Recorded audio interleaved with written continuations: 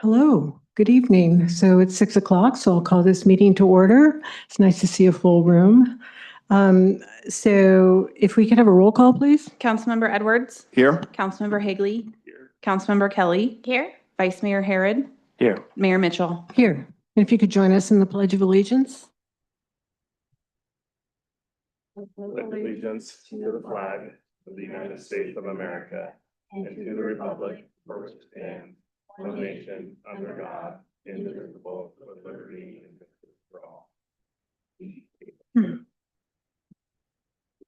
Thank you. Someone move to approve the agenda. So moved. Second. All those in favor? Aye. Aye. Opposed? Okay, agenda is approved. Report on closed session. We did not have a closed session, so there's nothing to report. Announcements and presentations. We have some recognition of city employees with milestone anniversaries. Who wants to start us? Director Zimmer? Hi, good evening, everyone. Very happy to be here for a couple of milestone anniversaries. The first one is Patrick Foos, whom you all know for standing up in Terry's absence and doing a great job managing something that he doesn't have much experience with, which is really telling of his willingness to contribute and his abilities to take on just about anything. I've worked alongside Patrick for about 8 years here. My first impression of Patrick was, wow, that dude's serious. I learned pretty quickly it was just a ruse. It helps deliver his jokes. I have nothing but respect for Patrick, his abilities. He shows up, he gets to work as soon as he's here. He produces a lot. He has delivered so many capital projects for the city, different sizes, different types over the years, including the most recent recycled water project. He brings in a fair amount of grant funding, which we all really appreciate. And while doing all of that, he still plays a major part in keeping the water and wastewater treatment plants running. We all rely on him in many ways. I've been Patrick's supervisor for, I think, 2 weeks now. And my training is going very well, or at least I think so. Patrick, if you want to come up. It has been an absolute pleasure working with you, and the city is lucky to have you. Thank you, Larry.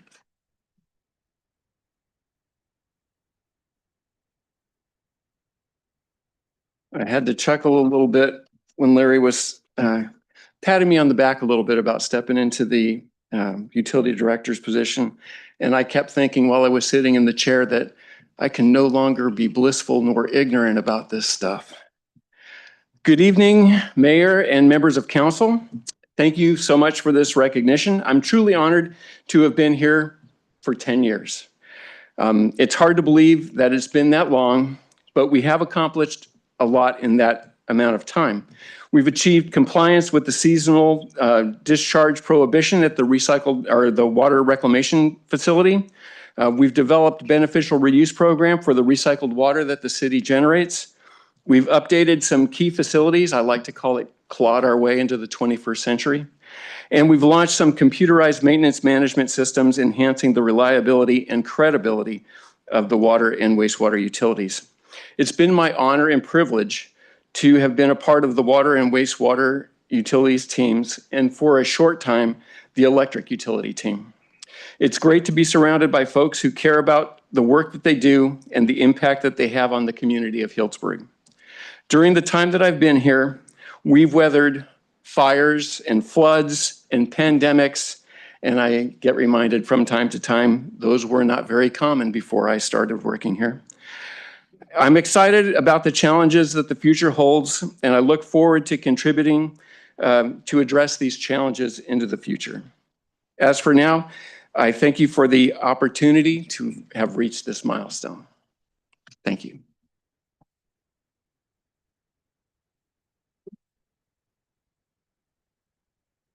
So from 10 years to 15 years, Jared DeRico, our utility maintenance superintendent, has been with us for quite a long time. There are a few people, if any, that I lean on as heavily as I do Jared. His knowledge of city infrastructure, He has his personal relationships with city staff, local contractors, local businesses, and the residents is just incredible and beyond valuable for me. He's always willing to and able to address emergencies, big and small, as they occur. Being a Healdsburg resident, he's often the first person to respond, and there's no one I'd rather have on the scene. During major emergencies, our floods and fires, I've had to argue with him to go home and rest because he's here for the residents. He's here to serve the community, and he does it with a kindness and understanding that's really impressive. He provides excellent customer service, as does all of his team because of him. So Jared, and actually the real hero, his wife is here, Nikki, along with his kids, Stella and Luca. Do you want to come up, Jared?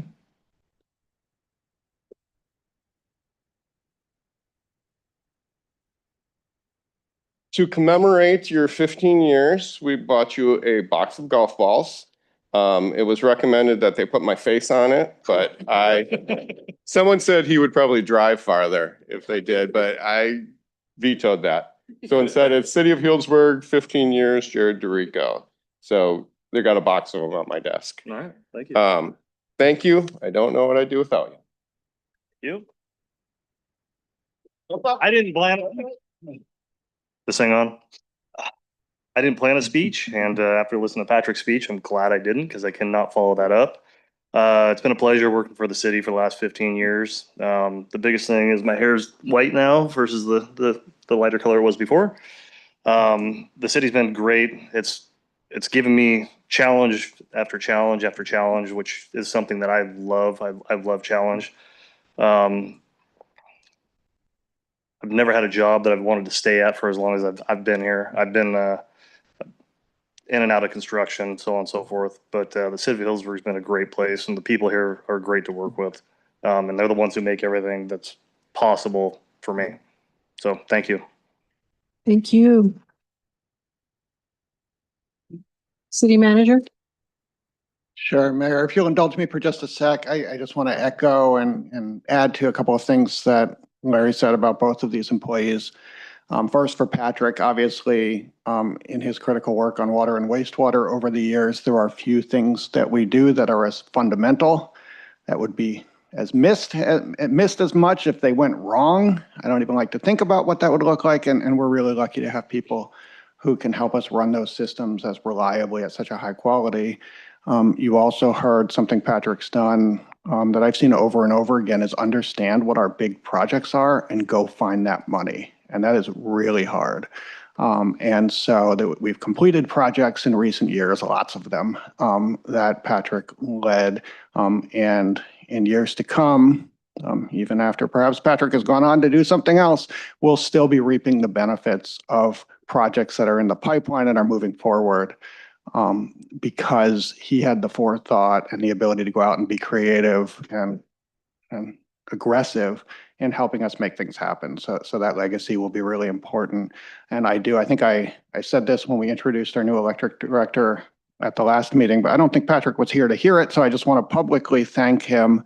You heard before he was asked, I don't even know, I bet you know how many months ago it was, I've lost count, but many months ago to step in and while doing all of that other stuff, 6 months, that's fair, run an electric utility, no small task. And we used to joke, let's just make sure the lights stay on, but it's much, much more complicated than that. And he did an amazing job. So I just want to publicly thank him for that work. And also want to thank Jared. He's somebody, in my job, I receive, much like the council, I think, a lot of concerns and questions from members of the community about things that are happening out there, large and small, and I tend to funnel those to the department directors, and I learned really quick that a very high percentage of the tricky questions that come through my box end up going to Jared because he's somebody who knows where everything is in this town, how everything works in this town, and he and the crews that he leads make it happen. They're the people who really do the work that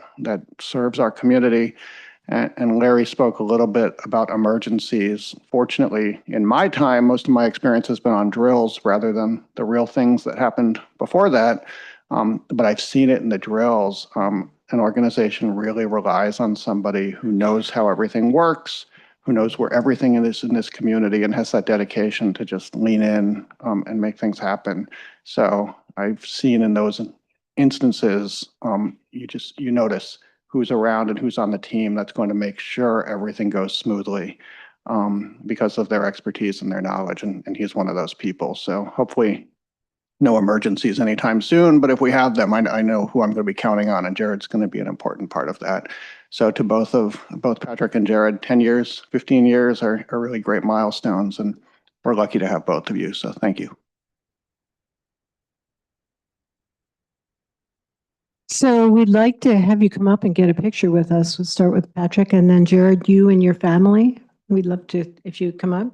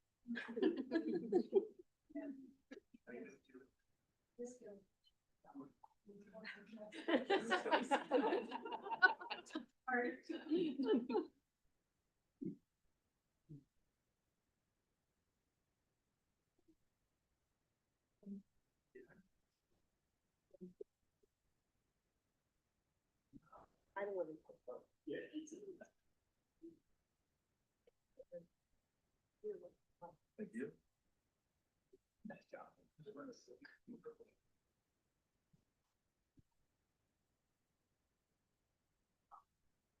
Thank you. That's always the fun part of these meetings. After this, it kind of goes downhill a little bit, but we'll just have to acknowledge that. And nothing intentional to the city manager. City manager reports are up next. No offense taken. I'll be very brief. I know you have a long agenda tonight. Just a couple of updates. One is I wanted to do a recap. At our last meeting, we noted that we were going to do on very short notice a pretty significant prescribed burn up at the Healdsburg Ridge open space. So I just wanted to report back that I'm pleased that that went very well. The council will recall that we had a really fortuitous break in the weather where we'd had some rain to get moistures up, had a dry spell, and then more rain coming. So it was an opportunity we wanted to grab, even though we didn't have a chance to plan this one for months and months out. And I think that has proved to be a good decision by our fire department and their partners at CAL FIRE. So just wanted to share it went well. And also, I think we get a little bit better on community outreach on these types of activities each time we do it. And we talked about this a little bit at the meeting 2 weeks ago, that we did send out a Nixle alert and did a couple of things different and more aggressively in terms of outreach. And I think what I heard at the end of that day is that we'd received one call to dispatch asking what was going on. I don't remember what the number was before at the last time we did this, but it was high. So I think that's a testament to our fire department and really everybody who was involved in communications. So we can always get better, but I think we did get better in this case. So I wanted to share that good news. Beyond that, just really quickly, I wanted to do a reminder that we have our, can't believe it, but it's dark out there and it's November. Holiday events are coming up. So December 5th is Merry Healdsburg, which is not that far away, just barely a month away. And we are targeting, here's a fun date that I'll leave you with, weather permitting. It does have to come down from Oregon, and last year there was snow involved and it got a little delayed, but weather permitting, November 13th, our tree is getting delivered. So that's actually a bit of an operation. We close part of Healdsburg Avenue in the morning and have a crane drop the thing into place. So assuming that date holds, we'll get more information out to people who might be worried about the traffic impacts, but it's also a real fun milestone, which is that we're week and a half away, and the tree will be in place. So I'll leave you with that, and happy to take any questions. Questions? No? Thank you for that report.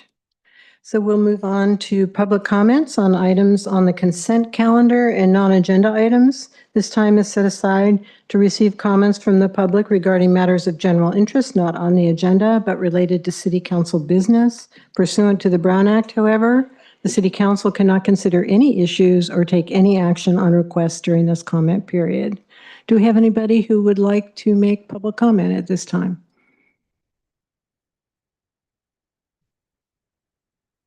Welcome. Hi, I'm Holly Hoods, the Executive Director and Curator of the Healdsburg Museum, and I'm here to talk about recognizing Smith Robinson Community Spirit Day on November 8th. This is basically a new day that we're proposing at the museum because the museum is the steward of Healdsburg's storied history of community volunteerism and generosity. Smith Robinson stands out in Healdsburg history as a timeless beacon of community spirit and caring. Smith Robinson lived from 1907 to 1963, and he was a community leader, goodwill ambassador, hospital administrator, choir director, and coach. During World War II, he contributed to the war effort by raising amazing morale, writing personal letters, and sending a hometown newsletter to every Healdsburg service person.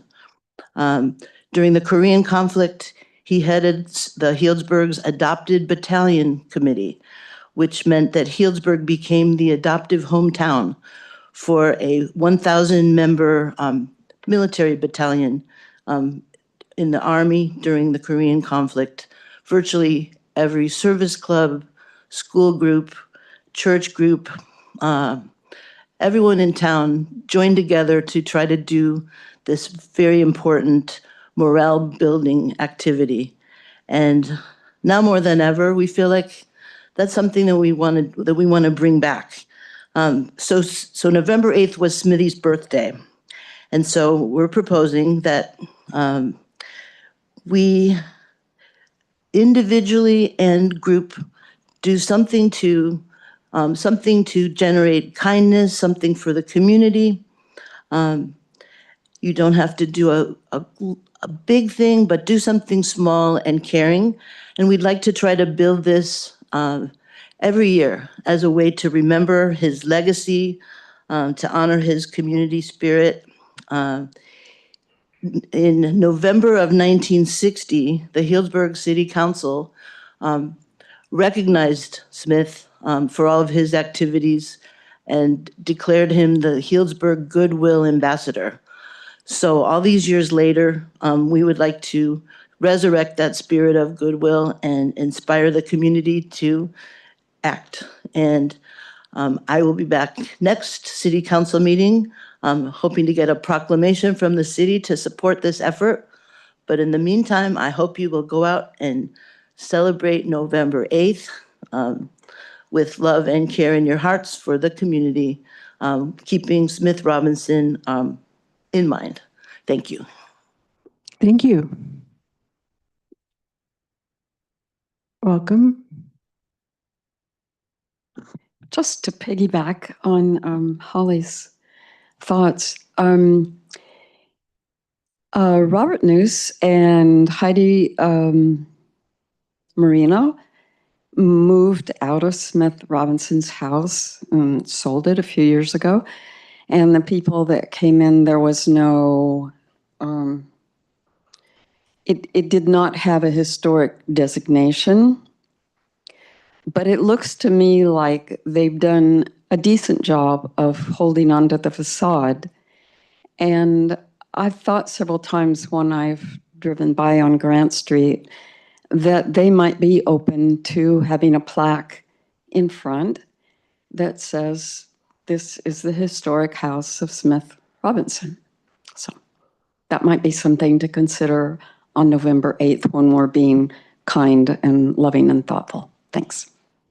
Thank you. Anyone else? Not seeing anyone come forward. bring this back. Entertain a motion to approve the consent calendar. So moved. Second. Can we have a roll call vote, please?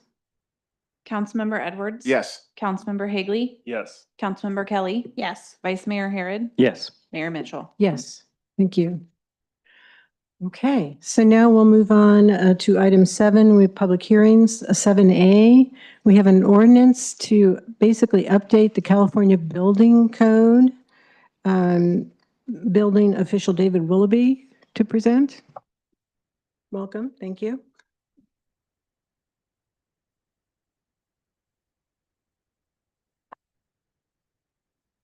Good evening, Mayor Mitchell and City Council members. Thank you. My name is David Willoughby. I'm the building official for the city.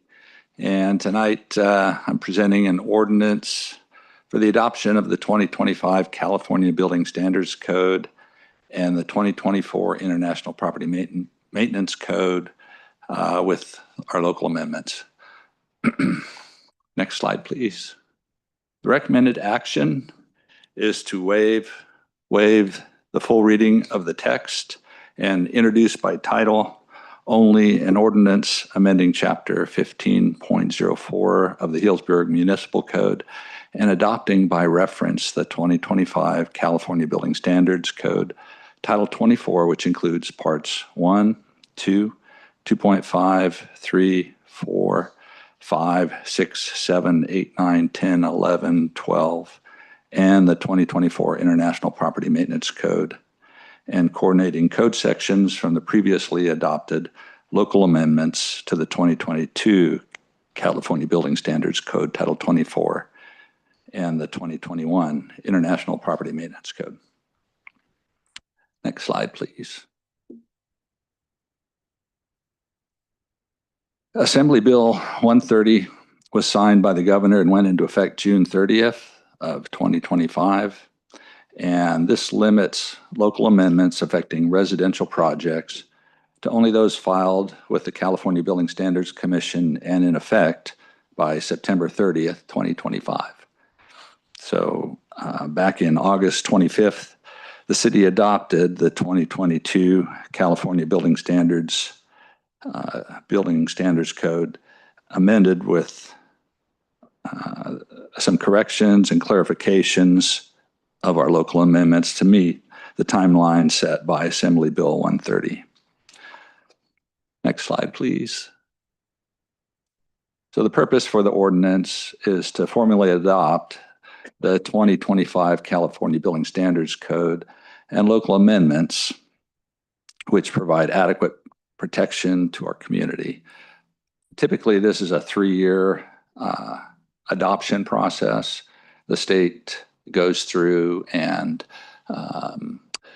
they go through and every 3 years the codes are updated and that process results in local jurisdictions adopting that code every 3 years. So Assembly Bill 130 stops that for residential codes and it extends it to 32, I believe. Maybe it's 31. So basically, this will be for residential construction. This will be the last code adopted for the next 6 years. I don't know if California will come out with another code for 2028, but if it does, the residential codes will be the same. There won't be any changes to that based on Assembly Bill 130. Next slide, please. So there are 3 proposed changes in our local amendments, and these are just to coordinate code sections and code years for our local amendments. The first one is HMC, the Municipal Code Section 15.04.020, the California Building Code. There's a reference to the 2022 California Fire Code, and that is replaced with the 2025 Fire Code. In Municipal Code Section 15.04.030, in the California Residential Code Amendment, the Appendix AX is replaced with Appendix CI. And in the Municipal Code, Section 15.04.070, the California Existing Building Code amendments, Section 116 is replaced with Section 115. So those are the changes in the local amendments proposed for this ordinance. Next slide, please. So the recommended action is to waive the full reading of the text and introduce by title only an ordinance amending Chapter 15.04 of the Healdsburg Municipal Code and adopting by reference the 2025 California Building Standards Code, Title 24, which includes Parts 1, 2, 2.5, 3, 4, 5, 6, 7, 8, 9, 10, 11, 12, and the 2024 International Property Maintenance Code, and coordinating code sections from the previously adopted local amendments to the 2022 California Building Standards Code, Title 24, and the 2021 International Property Maintenance Code. Next slide, please. So that's a lot of numbers and code sections. If you have any questions, I'd be happy to answer them. Thank you for that. Does the council have questions? No. Okay. So we'll go ahead and open the public hearing for a public comment. Anybody wish to make comment on this, please come forward. Not seeing anyone come forward, we'll bring it back to council, close the public hearing. And action, do we need to read the entire thing into the record? You do not, but we Okay. do need 2 actions from the council tonight. It looks like just typographically, the second one got sort of wedged into the first. Oh, And so your second action will be to set a public hearing on adoption of the ordinance. So if it would please the council, you could do 2 separate actions. One would be adopt staff recommendation, and that would be the portion of the staff recommendation that starts with, it's essentially the first reading of the ordinance. Waive full reading of the text and introduce by title only an ordinance repealing, et cetera, et cetera. If someone wants to make that motion, I can then talk you through the second one. So moved. Second? and a roll call vote? Councilmember Edwards? Yes. Councilmember Higley? Yes. Councilmember Kelly? Yes. Vice Mayor Harrod? Yes. Mayor Mitchell? Yes. And next? And the second action would be to set a public hearing on adoption of the ordinance for November 17th, 2025, and publish notice of the public hearing in accordance with Government Code Sections 50022.3 and 6066. So moved. Second? Roll call vote? Councilmember Edwards? Yes. Councilmember Higley? Yes. Councilmember Kelly? Yes. Vice Mayor Harrod? Yes. Mayor Mitchell? Thank you. Yes. Yes, thank you. Thank you very much, David. You're welcome. Thank you. Okay, and so next, public hearing, 7B, we have an appeal of the Ruse Treatment LLC CUP 0003 2025, conditions of approval. Senior Planner Ellen McDowell. Madam Mayor, I live within 500 feet of 891 and 893 Grove Street, so I have a financial interest in this item.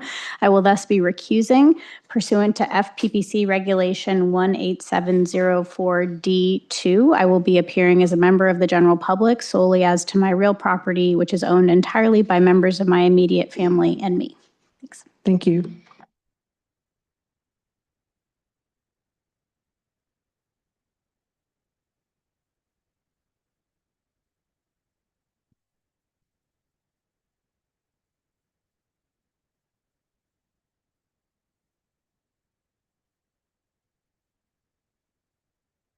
Good evening, Mayor Mitchell, Vice Mayor Harrod, and council members. My name is Ellen McDowell, and I'm with the Community Development Division. Tonight's item is an appeal of the Planning Commission's approval of conditional use permit for the Ruse Treatment LLC to operate a 13-bed residential care facility for substance abuse treatment at 891 and 893 Grove Street. Next slide, please. Before we get into those details, I'll briefly review tonight's hearing format. We'll begin with the staff presentation, followed by a 15-minute presentation from the appellant, and then a 15-minute presentation from the applicant. After that, the City Council will have the opportunity to ask questions, followed by public comment. Once public comment is closed, both the appellant and the applicant will each have up to 10 minutes for a rebuttal. And finally, the council will deliberate and take action on the appeal. It is recommended that the City Council adopt a resolution affirming the Planning Commission action approving the conditional use permit for a 13-bed substance abuse treatment facility at 891 and 893 Grove Street. Next slide, please. The property totals about 3 acres on the west side of Grove Street. It's bordered by single-family homes to the north, south, east, and by 101 to the west. The site currently includes a lounge pavilion, a pool, bocce ball court, pickleball courts, and 45 parking spaces. Next slide, please. The project before you was approved by the Planning Commission on September 23rd of this year.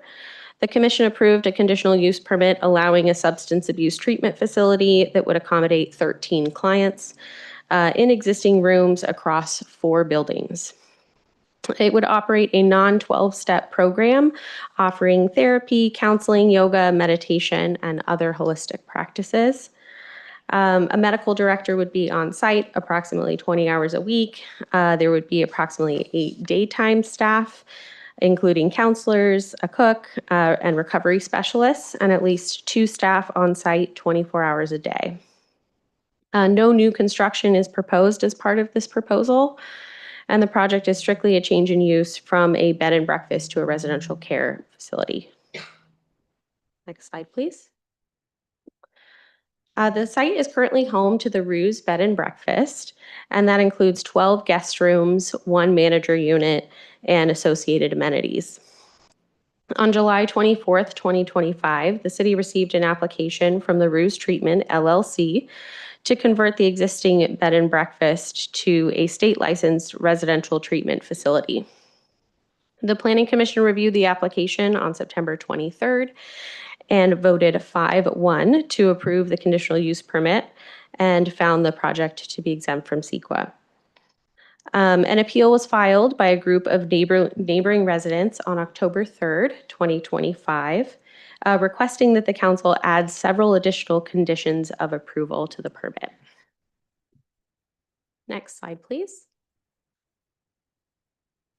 So the substance abuse treatment facility before you this evening is considered a residential care facility. This use is considered a protected class, and this means that people recovering from a substance abuse use disorder are protected under the Fair Employment and Housing Act, or FEHA, as well as the Americans with Disabilities Act, or ADA. These facilities must be treated the same as other residential care uses like assisted living or nursing facilities. The local zoning allows for facilities with 7 or more residents with an approved conditional use permit. Conditions must provide reasonable accommodation and avoid discrimination. Next slide, please. The project must be licensed by the Department of Healthcare Services, or DHCS, as required under state law and condition of approval number 5, approved by the Planning Commission. To obtain that license, the operator must go through a rigorous application process that includes fire clearance, a detailed program, operations, staffing plan, resident policies and procedures, as well as floor plans, menus, and resident agreements, just to name a few. Once licensed, the facility is subject to ongoing DHCS inspections, and the license must be posted on site. Failure to comply with these state regulations can result in penalties or revocation of the license. So there's a strong state level oversight mechanism in place for this use. Next slide, please. The Planning Commission made the required findings under the Land Use Code. specifically that the use is consistent with the general plan and zoning, and the use will not be detrimental to the public health, safety, or welfare, and the use complies with all applicable provisions of the code. Next slide, please. On October 3rd, 2025, neighboring residents filed an appeal to the City Council. The appellants are not appealing the approved use. Instead, they're requesting that the city add additional conditions of approval to the approved conditional use permit. On October 15th, 2025, the appellants and the applicant met. This was without city staff, and they discussed and requested the requested conditions of approval in an effort to reach an agreement between the two parties.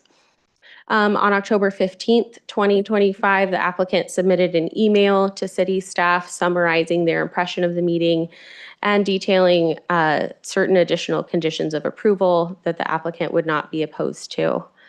And on October 20th, 2025, the appellant submitted a memo summarizing their impression of the meeting and updated their requested conditions of approval.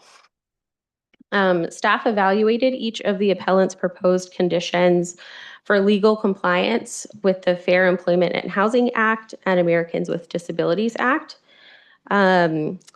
We reviewed for compliance whether there was substantial evidence that supported the related project impact and whether the condition would be practical and enforceable. You have several attachments this evening for you, including a revised proposed conditions memo from October 20th. Another memo from the appellant revising the conditions of approval was received further, another one this morning at 11 a.m. And this one should be on the dais for you this evening for your review. It does appear that the appellants have removed 6 of the originally requested conditions of approval. In an effort to be consistent with the original appeal points, I will review those. I will review all 13 with you this evening that were originally submitted and just briefly highlight those that have been removed. Next slide, please. Okay, so let's go through the appellant requested conditions of approval. I'll try and walk you through all 13 that the appellant requested as part of their original appeal and walk you through staff's conclusions for each. First, the appellants request that the facility post or distribute a written code of conduct and list of client rights. This requirement is already covered under state licensing through the Department of Healthcare Services. Licensed facilities must post client rights and maintain written rules for residents as a condition of their license. Because the city does not require this for other residential care uses, and because the city has no practical means of enforcement, adding it here would create a regulatory burden and potentially conflict with the Fair Employment and Housing Act and American with Disabilities Act protections.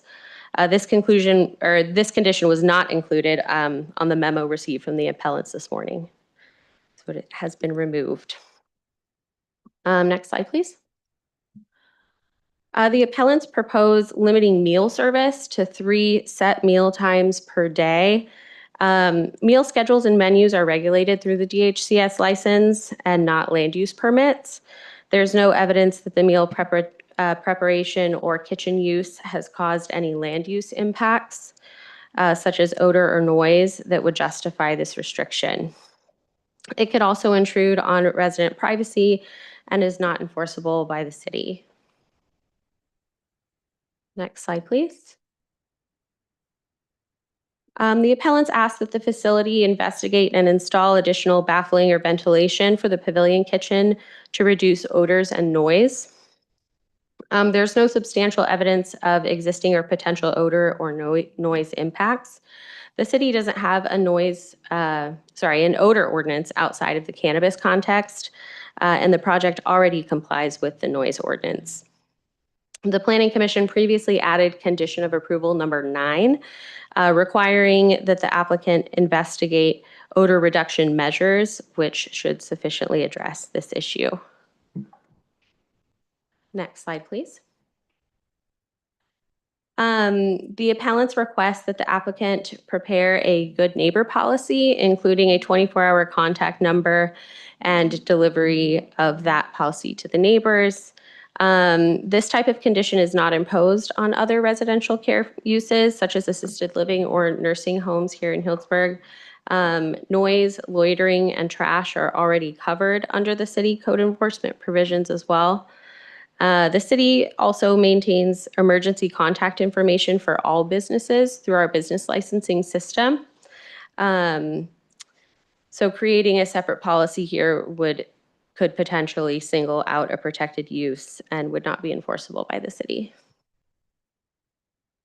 Next slide, please. The appellants requested additional screening or taller fencing along the property line shared with 851 Grove Street. For this, there's no nexus between the project and any documented privacy impact. The rear yard is distant from the neighboring home and no construction or changes in activity are proposed. The privacy between the existing residential properties is typically handled privately between neighbors and not as a land use condition. Additionally, this was not included in the most recent memo that was received this morning. It has been removed.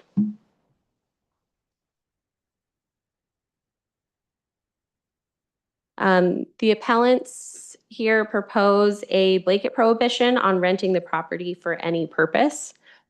This is already addressed through planning condition of approval number 6, which limits on-site events to no more than 30 attendees and prohibits amplified sound. A complete prohibition would go beyond what is required of any other residential care facility and is not supported by evidence of an impact. It would also be difficult to enforce and potentially discriminatory under the Fair Employment and Housing Act and Americans with Disabilities Act. Next slide, please. Appellants propose that only staff and clients may use the pickleball courts and only on a pickup game basis. There's no evidence that occasional recreational use of the courts would cause a land use impact. Other residential care facilities are not required to restrict who may use any on-site amenities. And the proposed restriction could also raise privacy concerns and would be infeasible for the city to enforce. Next slide, please. The appellants propose no amplified music on the site at any time. Noise levels are already regulated under the city's noise ordinance, which sets quantitative standards. Additionally, prohibiting specific music genres could discriminate based on content. And the Planning Commission approval, condition of approval number 7 already ensures compliance with the city's noise ordinance addressed in Healdsburg Municipal Code, Chapter 9.32. Next slide, please. The next 3 slides that I'll go over, these conditions were included on the original appeal, but were not included in the memo that was received this morning. I'll quickly touch on those and the appellants proposed. The first one is the appellants proposed prohibiting clients from driving or parking on site. For staff's analysis, no traffic or parking impacts were identified in the record. And the site provides ample parking on site. There's 45 parking spaces, far more than are required for the proposed use. Residents of other licensed care facilities are not prohibited from driving if licensed to do so. And this would single out individuals in recovery and could conflict with disability rights laws. Next slide, please. The appellants propose restricting client movement, allowing off-site trips only with staff accompaniment. This proposal raises legal and constitutional issues regarding the freedom of movement. Clients in licensed facilities are allowed to freely move about. Their mobility is governed by facility policy and the Department of Healthcare Services regulations. This is not a local zoning condition.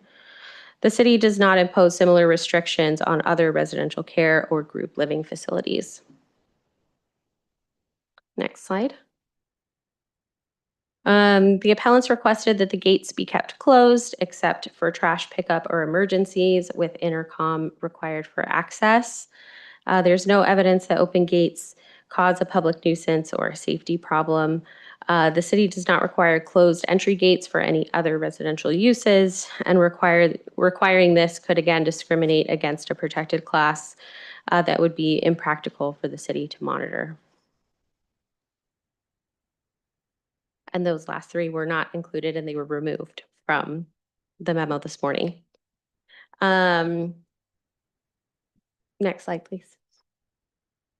This one is still included in the request, and the appellants request new signage identifying the facility name and address at the entrance. This has already been addressed through standard permitting. Any new signage requires a sign permit from our building department. And the fire department requires visible address numbers. So this is something that would be taken care of with the fire department inspection that's required through the Department of Healthcare Services. So staff does not see a need to add this condition of approval. Next slide, please. Lastly, this was also removed from the appellant's request, but to briefly touch on this one, the appellants requested incorporation of agency comments from fire and police. Those comments that were included were informational and routine, and they apply to all businesses, not just this project. The property already complies with the California Fire Code and Building Code from prior inspections. And the Department of Healthcare Services licensing process includes a mandatory fire inspection prior to operation, and the city business license process requires an emergency contact phone number for use by staff, including police. Next slide, please. Based on the record that went before the Planning Commission and is in front of the council this evening, staff recommends that the City Council adopt a resolution affirming the Planning Commission's approval of CUP 2025-02, the Ruse Treatment LLC, and approving the conditional use permit for a 13-bed substance abuse treatment facility at 891 and 893 Grove Street. Next slide, please. That concludes my presentation this evening, and we have Layla from our city attorney's office on as well, and we're both here to answer any questions. Thank you for that report. I appreciate that. Does the council have questions for the staff? Ron, you want to go first? Yeah, I have a couple of questions on that. Is there any city ordinance that regulates AA meetings as far as any requirements? We do not. Okay. And then I noticed that when you listed the state license requirements, you had 4 bullet points. When reviewing it, it looked like there were a total of 21 tabs that are required that are quite detailed. It looked to me like that state application covered most of the questions that we are being asked to consider. It does. All right. Thank you. Anyone else? Questions? Chris? No? Councilmember Higley?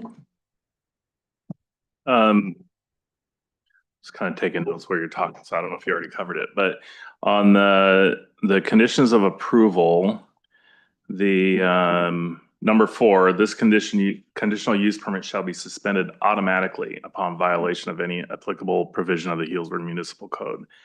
So I'm assuming there's got to be more than just like an automatic because there's a complaint. Can you kind of talk about that process? Yeah, so that condition of approval was actually amended. The language was changed from shall to may. So the conditional use permit may be suspended or revoked upon violation of any applicable provision of the Healdsburg Municipal Code. So we have time to investigate the issue and see what it is, and we can go from there. If there is a violation, it will come back to the City Council for consideration for revocation. Oh, Planning Commission, sorry. Okay, so if it would go to the Planning Commission and then whatever happened, then there's also the right to appeal. And so basically there's due process. Yes, Okay, there is. thank you. Okay, so if there are no further questions from council at this moment, I'll go ahead and open the public hearing and invite the appellant to make their presentation.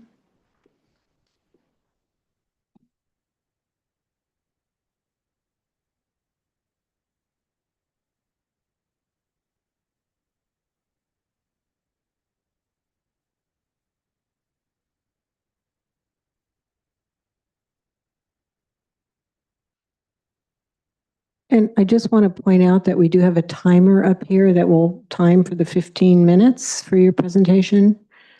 So if you could watch for that.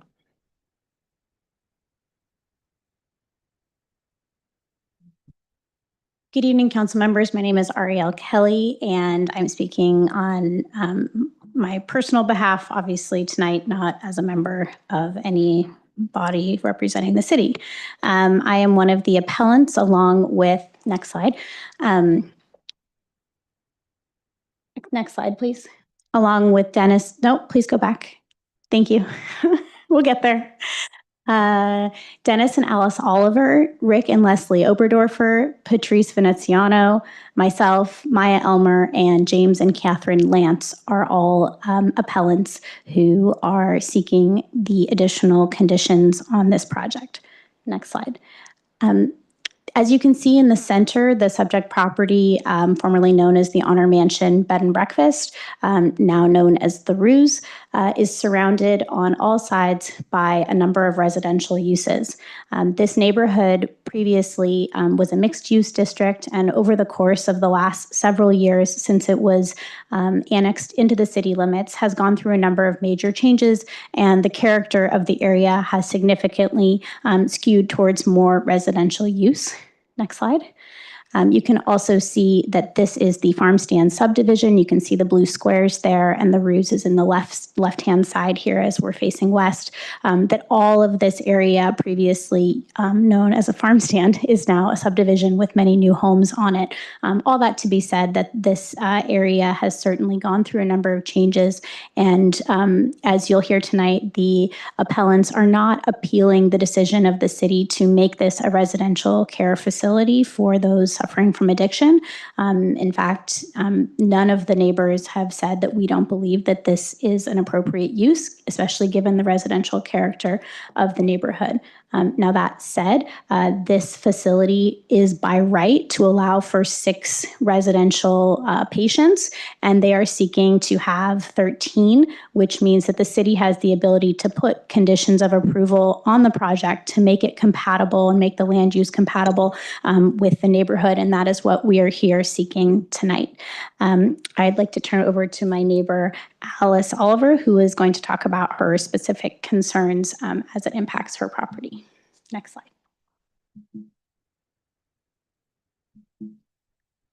Hi, good evening. Thanks for letting us speak tonight. Appreciate it. We purchased our home next door to the Ruse in 2016 and greatly valued living next to Honor Mansion, as it was Honor Mansion when we purchased. It was a quiet, respectful, considerate neighbors. Since the property's transition to the Ruse, we have noticed significant changes in the environment and overall character of the area. As we will continue to be neighbors, we hope to work collaboratively with you to address several concerns regarding your new plans. The proposal to convert the property into a rehab center will have substantial and lasting impact on our daily lives. We have already endured numerous disruptions during the renovation phase, which have affected our comfort and quality of life, but recognize that's what happens during construction. One of our big concerns living right next door is the existing driveway that runs along our property, directly beside our kitchen door and deck. During the dry months, passing garbage trucks and vehicles create a dense curtain of dust and dirt that blows into our yard and home, forcing us to retreat at times indoors to avoid being covered in dirt. Our outdoor furniture is also frequently covered in dirt, requiring cleaning and maintenance. Seems minor, but when this is happening on a sometimes daily basis during the summer months, it is problematic for us.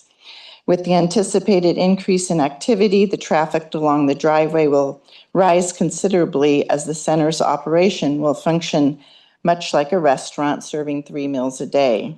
This will bring more frequent deliveries, garbage collection, and service vehicles, further amplifying noise and dust concerns. We propose that the driveway be paved with asphalt, which would provide a more permanent and effective solution rather than reapplying the chip seal every few years. We're also concerned about the proposed smoking area near the koi pond. Its proximity to our property raises issues related to smoke drift, noise, and frequent gatherings throughout the day. The resulting conversations and activity would be easily heard from our home and outdoor spaces, further disrupting our peace and privacy. We respectfully propose the smoking area be relocated to the back of the property. Given the property size, we believe there are suitable alternatives that would meet their needs while minimizing the impact on neighboring residents. Additionally, with more intensive food prep on site, we are concerned about the resulting odors as we can already smell breakfast when the breeze is blowing our direction. Increased meal service will likely amplify this issue for neighboring properties. So we would appreciate knowing what measures can be implemented, such as advanced kitchen exhaust filtration, I'm not sure what else, just to minimize those cooking odors escaping from this facility and impacting those nearby.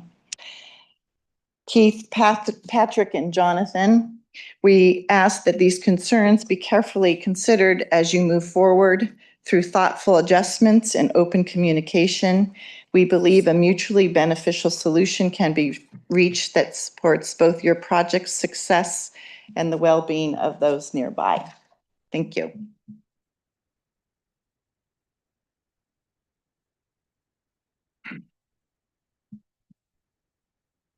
My name is Rick Oberdorfer. I live at 14850 Grove Street, which is directly east of the Ruse. That the Honor Mansion or the property that's there has obviously gone through many changes during the last 38 years since we moved in. We've lived in the city of Healdsburg 25 years, and that's when we were annexed, and I don't want to say forced to become citizens of Healdsburg, but in the long run, it's probably worked out for the best. We are not on the sewer, we are not on the water, so none of those utilities actually have benefited us. But during that time, we've raised our children. I was on the airport commission for a while before they reorganized that and included some sidewalks and whatnot. But I've also been very fortunate to be involved in lots of construction projects in Healdsburg. And the first project, actually, as an employee of BDM Construction, was the construction of this city hall. I was very proud of that. I think we did a pretty good job. I think the architects and everything, it stands the time. Even with the next edition that was put on, I think that this is a very proud accomplishment in my resume. But in addition to that, I was involved with the Alliance Medical Center, Hotel Healdsburg, H2, Harmon Guest House, and some other minor projects around town. Currently, I'm the Director of Construction for Habitat for Humanity of Sonoma County, and we are entering into a partnership with the City of Healdsburg for construction of 10 homes out in Saguio Hills. So we do have a lot invested in this town, and I don't really see us ever leaving. Living on Grove Street has had its challenges over the years. In order to get the sewer up to the northern properties, it had to run up Grove Street in order to utilize some funding. And in order to do that, we had a 28-foot hole in front of our house that tied up traffic and whatnot for a good 3 or 4 months. But I think the most challenging of all of the projects has been the renovation of the Honor Mansion and the Ruse.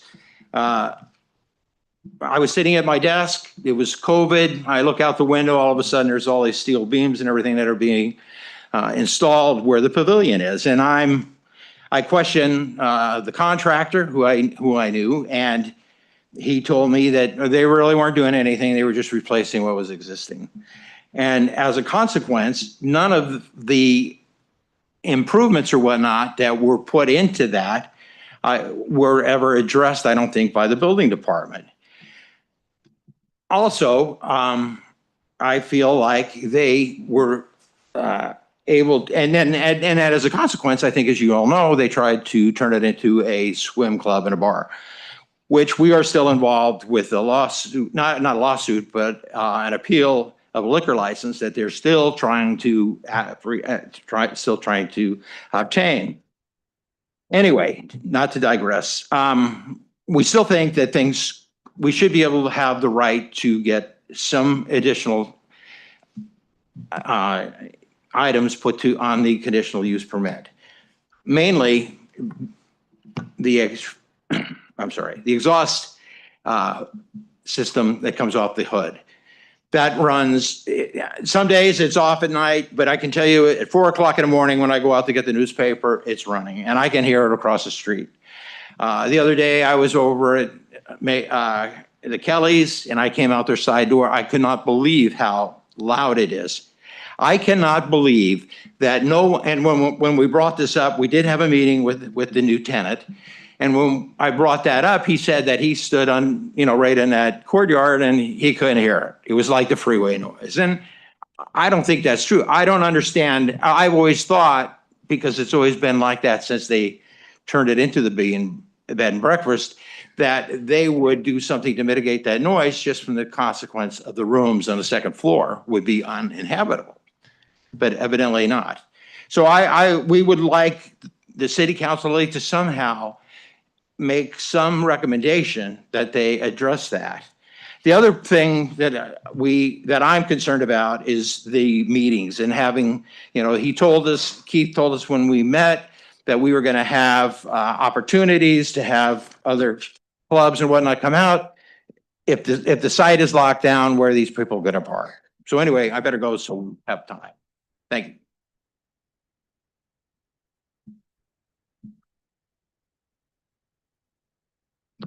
So the neighbors are requesting that the commercial vent be enclosed with a noise baffling device. We've requested that on other city buildings, other restaurants, and other commercial facilities around town. And so that we don't believe that that would be an onerous condition that can also help mitigate odor, but especially the noise. Our neighbors, Rick and Leslie, who live across the street, as he mentioned, he can hear it from across Grove Street. I certainly can hear it inside my home. Sometimes it's as loud as like a helicopter landing on the building next door. We have no idea why it runs all night long, so we'd request that a timer be put on it so when they're not cooking and using the facility, that the fan gets turned off. Next slide. Prior to the development of the pavilion in 2021, the neighbors asked if they could tear out all of the landscaping along our property line. As you can see, there was a number of screening plants and trees that prevented the privacy between our residences. They said they would be tearing them out and then replanting them at their expense to be able to continue to have that privacy in our backyard. Next slide. This is what it looks like today. So not only is there no privacy screening, but they elevated the pavilion. So that is actually a 6-foot tall fence on my side. But if you're on the opposite Ruse side of the fence, the entire building structure is lifted onto a concrete pad. I think it's 3 or 3.5 feet above the ground. So their entire site, if you're standing at the pavilion and you walk up to the fence, even a short person like myself, that fence actually hits at your chest level. So there's a number of people who congregate right there. It's where folks come out and take a phone call when they're away from the restaurant building, and they just stand there staring over, kind of peering over the fence, watching my kids jump on the trampoline that's right there, or watching me garden, which is a very uncomfortable thing. I would prefer that if we are going to have a restaurant next door to our house, that they fulfill their commitment to putting the screening back in. I met with Keith, the applicant. He promised that they would raise the fence, but he has yet to, we shook hands on it, but has yet to put it in writing. And the applicants previously, when they were building the pavilion, said that they would put in some screening there as well, but ultimately chose not to. So next slide. So it is not one of the conditions that we're requesting, but it is something that would personally be beneficial. You can see on the left is the current condition of the gate where the majority of people park. To the right there, that's Alice's house. Sorry, the photo on the left. And then as you see the photo on the right, the Ruse, where I circled in red, that's where the address is. And it's the only place where 891 is listed from the street. And the applicants are going to be changing the name. Keith told us they will not be calling it the ruse treatment, but a new name, but they are not interested in putting up a sign to keep it discreet. We have people pulling into our driveway every single week, every single weekend, looking for the ruse to check in. I have people who have come into my kitchen thinking that it is their bed and breakfast, and we would like them to post the address and post the name of their business so that people know where to go when they're arriving for their rehab. Thank you. Thank you. So now the council can have questions from the appellant and their responses. Does council have questions? No? No? Okay.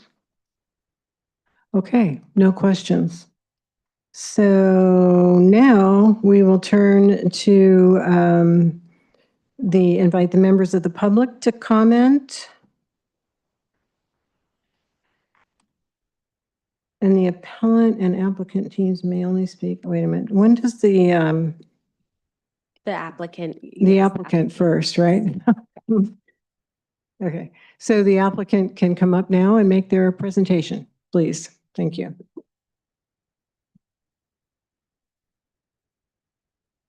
Hi, thank you. My name's Keith Greenberg. My wife and I are new residents of Healdsburg, hope to be long-term residents of Healdsburg. And I'm the general manager of the ruse treatment. And I want to thank the city for all the hard work, particularly the planning commission staff has done to review our application and particularly understand how substance abuse is to be treated under the Fair Housing Act, as well as the American Disabilities Act. I can tell you I've developed facilities in numerous other cities and towns, and frankly, there are very few neighbors that want treatment facilities in their backyard. And I appreciate everybody saying that they see the need that we're going to be fulfilling by putting a treatment facility in place. There aren't many particularly high-end facilities in Sonoma or for that matter, Napa counties. So we think there's a real important need here that we're going to be filling. I want to point out we're going to be developing a very discreet facility, which I think for the neighbors should be seen as a good thing. It's currently a 12-bed and breakfast, so I would say, most people have more than one person in a room. In our case, we think we'll be lucky to average 8 residents at any time. There'll be many less people, as well as certainly less cars. At our last meeting and future meetings, it seems when I make statements, I'm often misinterpreted. I've said in the past that we would not like to see our clients come with their own vehicles. That was interpreted, I think, at one time as that we will not allow anybody to come with their vehicle. That's not something we can do. So it was one of the conditions, even though we were willing to make as many concessions as are legally permissible, one of the conditions we couldn't agree to. The bottom line at this time is that in our last meeting here, there was some concerns that we hadn't taken the time to meet with neighbors and explain what our program was going to be all about. I personally invited the appellant neighbors to breakfast. I said I would meet at any time. We spent a fair amount of time going over their concerns. I followed that up with a walk around Ms. Kelly's property, which in both cases, I said I'm new to this situation. I'm not the person or the entity that has been doing the construction or the recent construction that I think was spoken about a couple of times by the appellants. We aren't doing any construction, so there won't be any new interruption going on. I think, again, there'll be much less traffic and interruption. The bottom line again is that we have been willing to make reasonable concessions or conditions if they're legally permissible. Apparently they're not. I had explained that in my meeting with the appellants that although we could agree on certain other things, I wasn't sure the town could. So anyway, we're hoping to move forward with our project, and thank you for your consideration. Thank you. Now, does the council have questions for the applicant? Councilmember Edwards? I wanted to find out, where are you in the 120-day application process? How far along are you in that? Are you speaking about the state license? The state application, yes. Well, it's not exactly a numerical time frame, unfortunately. We think we're 60 days out from the time period when the state will come in for a visit, for a site inspection, and hopefully approval. And you've provided the state with all 21 tabs of the detailed operations, your menu even? Yes, we have. Brian Stutz, who's with me today, is actually our executive director, who is responsible for putting that application together. Okay, and it's a certified commercial kitchen, so you're following the guidelines required by the county as far as ventilation, fire suppression systems in the kitchen? Yes. Okay, and the chip seal, how do you determine the state of that? I know that it's difficult having gravel sometimes, having a large property I had at that. How do you determine that? I know that I was concerned with my neighbors and controlled the amount of traffic, because one of the things you like in a rural neighborhood is not to have that dust come up. So what is your determination of that quality? Well, again, I'm brand new to this property. I haven't been residing there in any way, shape, or form as the owner or the operator. So I did go over recently with Patrick Wilhelm to take a look at the kitchen and the venting and the potential noise issue. And it was while they were serving breakfast when the fan was on, and honestly, and I have a tape of it somewhere, the only noise I heard was street noise, gardener's noise. I didn't hear almost anything from the fan. As far as the driveway, I've driven up and down it at pretty high speeds to see, whether there was dust. Admittedly, we've had some rain recently, so I think even watering it down would make a difference in the dry summer months. I've said that, we're new to the situation. We want to be good neighbors, okay? And dust goes both ways, okay? It doesn't just go to the neighbor's property. It comes into our property, and I want to make our clients just as happy as our neighbors. So if there's an issue going forward with dust, there's a lot of ways to resolve it. One way, a simple way, would be actually watering the driveway. It may require additional sealant.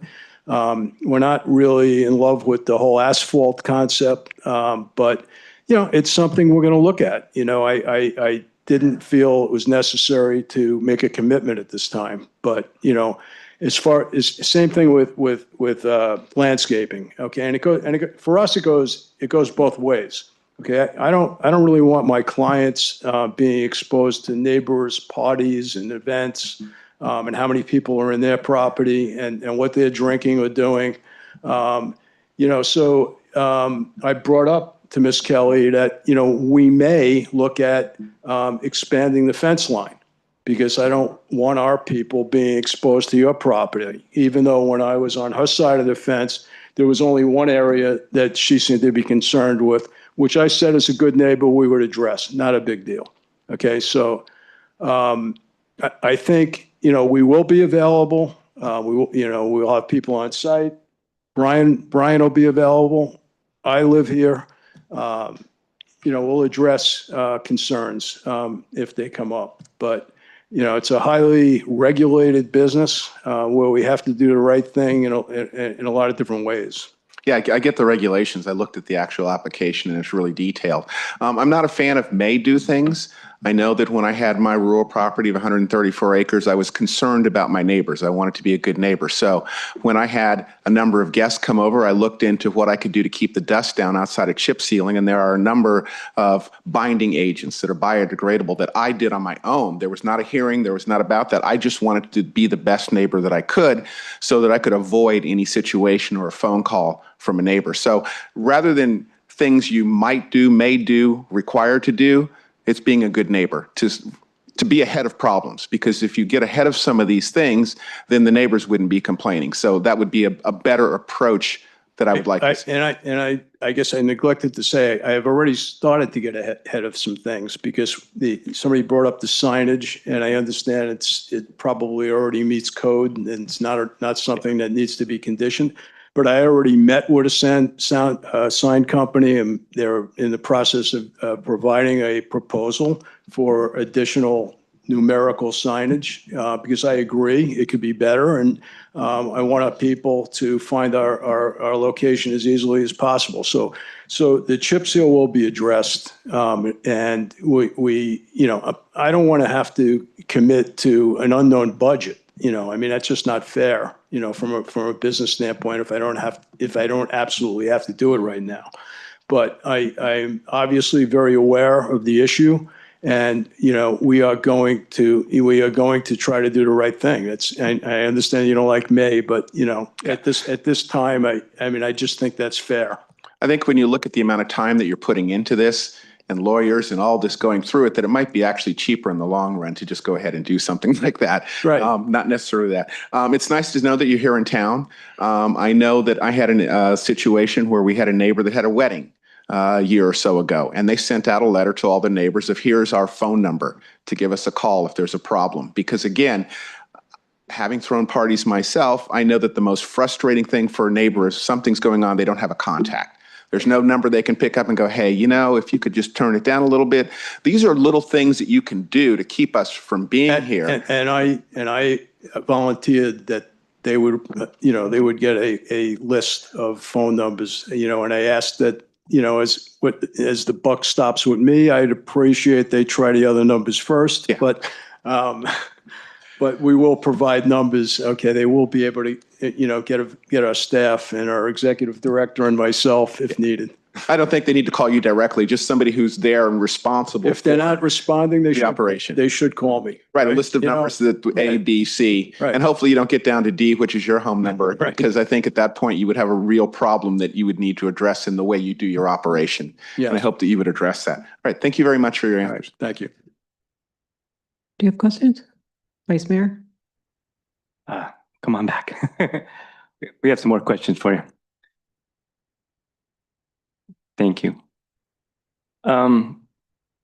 So I know you mentioned that that treatment facilities like this are rarely welcomed into a neighborhood, and I understand that, and it's worth mentioning. But besides that, how do you understand the motivation for the appeal and its conditions, and specifically the desire for commitments for you on all these little points? And so on some of them, with the signage, you say, okay, you've got a quote, and that starts to feel like you're committed to addressing that. And some of the other ones, less so. The fan noise, I'm interested to know if you think it's just a question of opinion, whether it's loud or not, or if you're in a position to actually look at alternatives and show some follow-up on addressing that concern. But overall, I mean, I want to get to the bottom of what your understanding is about why we're here tonight and why these neighbors feel compelled to ask you to commit to a pretty long list of conditions. I'm going to take the first one. I think is the easiest one regarding the fan. Okay.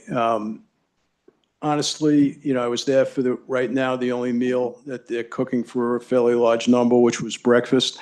And I really didn't see any kind of noise issue. I don't see how, anybody could really hear it, certainly over the street noise. Now, somebody mentioned walking their dog at 4 o'clock in the morning, or I'm assuming, Grove Street's a lot quieter at 4 o'clock in the morning. I mean, if the fan was on at 4 o'clock in the morning, which I also pointed out is really not energy efficient since it's not being used, it shouldn't be on at 4 o'clock in the morning. So, under our watch, if we find out it's running, past dinner time, somebody should have shut it off, and, we'll deal with it. But again, I just didn't hear anything that would rise to, a disturbing noise. I heard a lot of other noises, mostly traffic, from that area. As far as why we're here tonight, if you want me to be honest, okay, I think if I owned a property particularly adjacent to a bed and breakfast, a hotel, a restaurant, a winery, and now a treatment center, I wouldn't want it. Okay, I would do everything in my power to see if I could dissuade those people from operating there. Okay, that's why we're here tonight.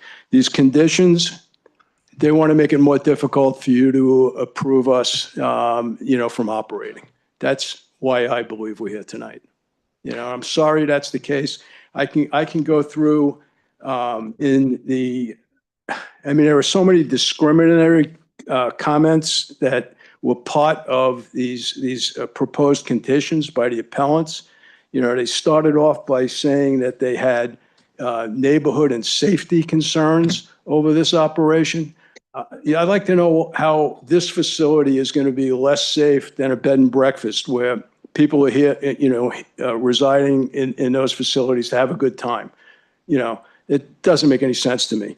There was a comment about music, loud music. This is a treatment facility. We're not having wild parties at this location. It was certainly not having a large number of people with amplified music, loud music, anything of that sort. There was a comment that we should limit our speaker system to music that did not include rap music, okay?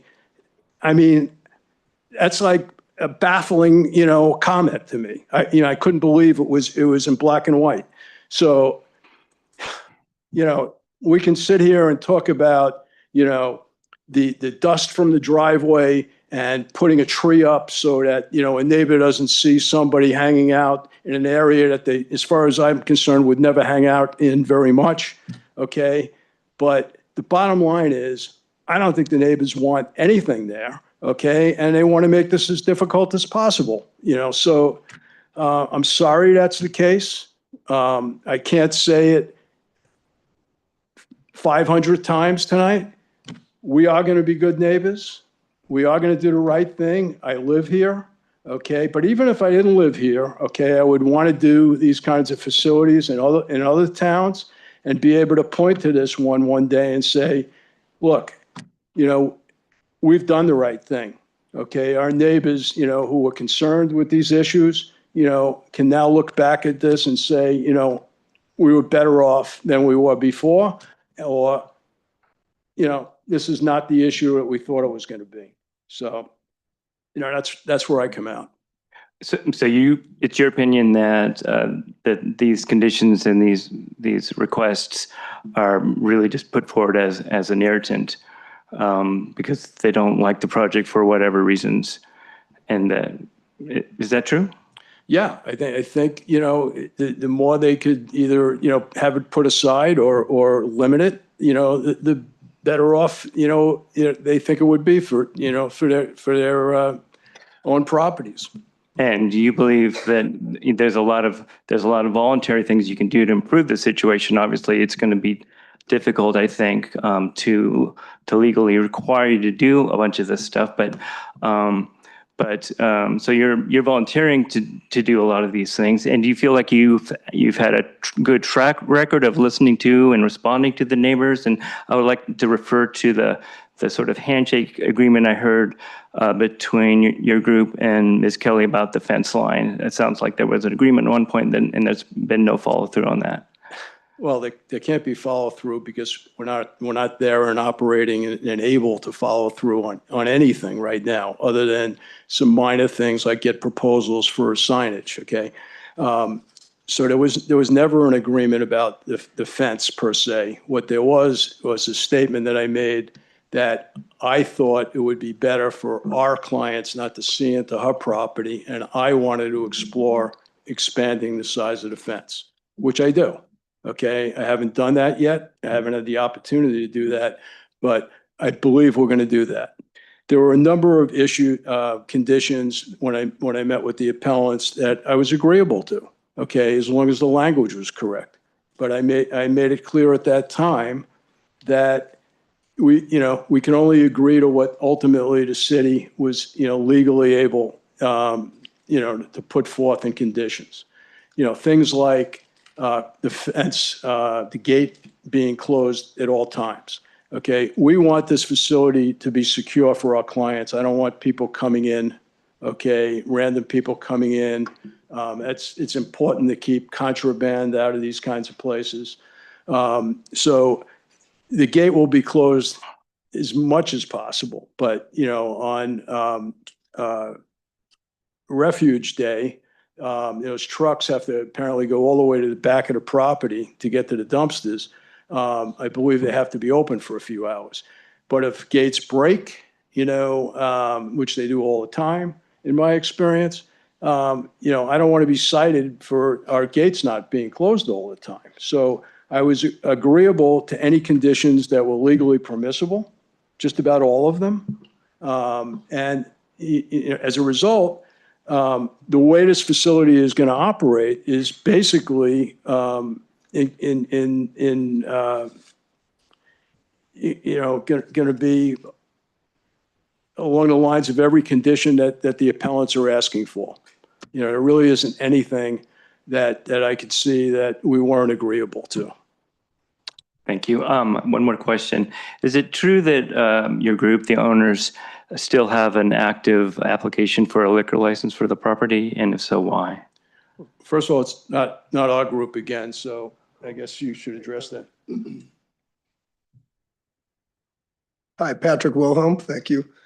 We do have an active license pending the approval and the transition of this property to a new use. We didn't want to release that or vacate it until we have approval here and we know we're going forward.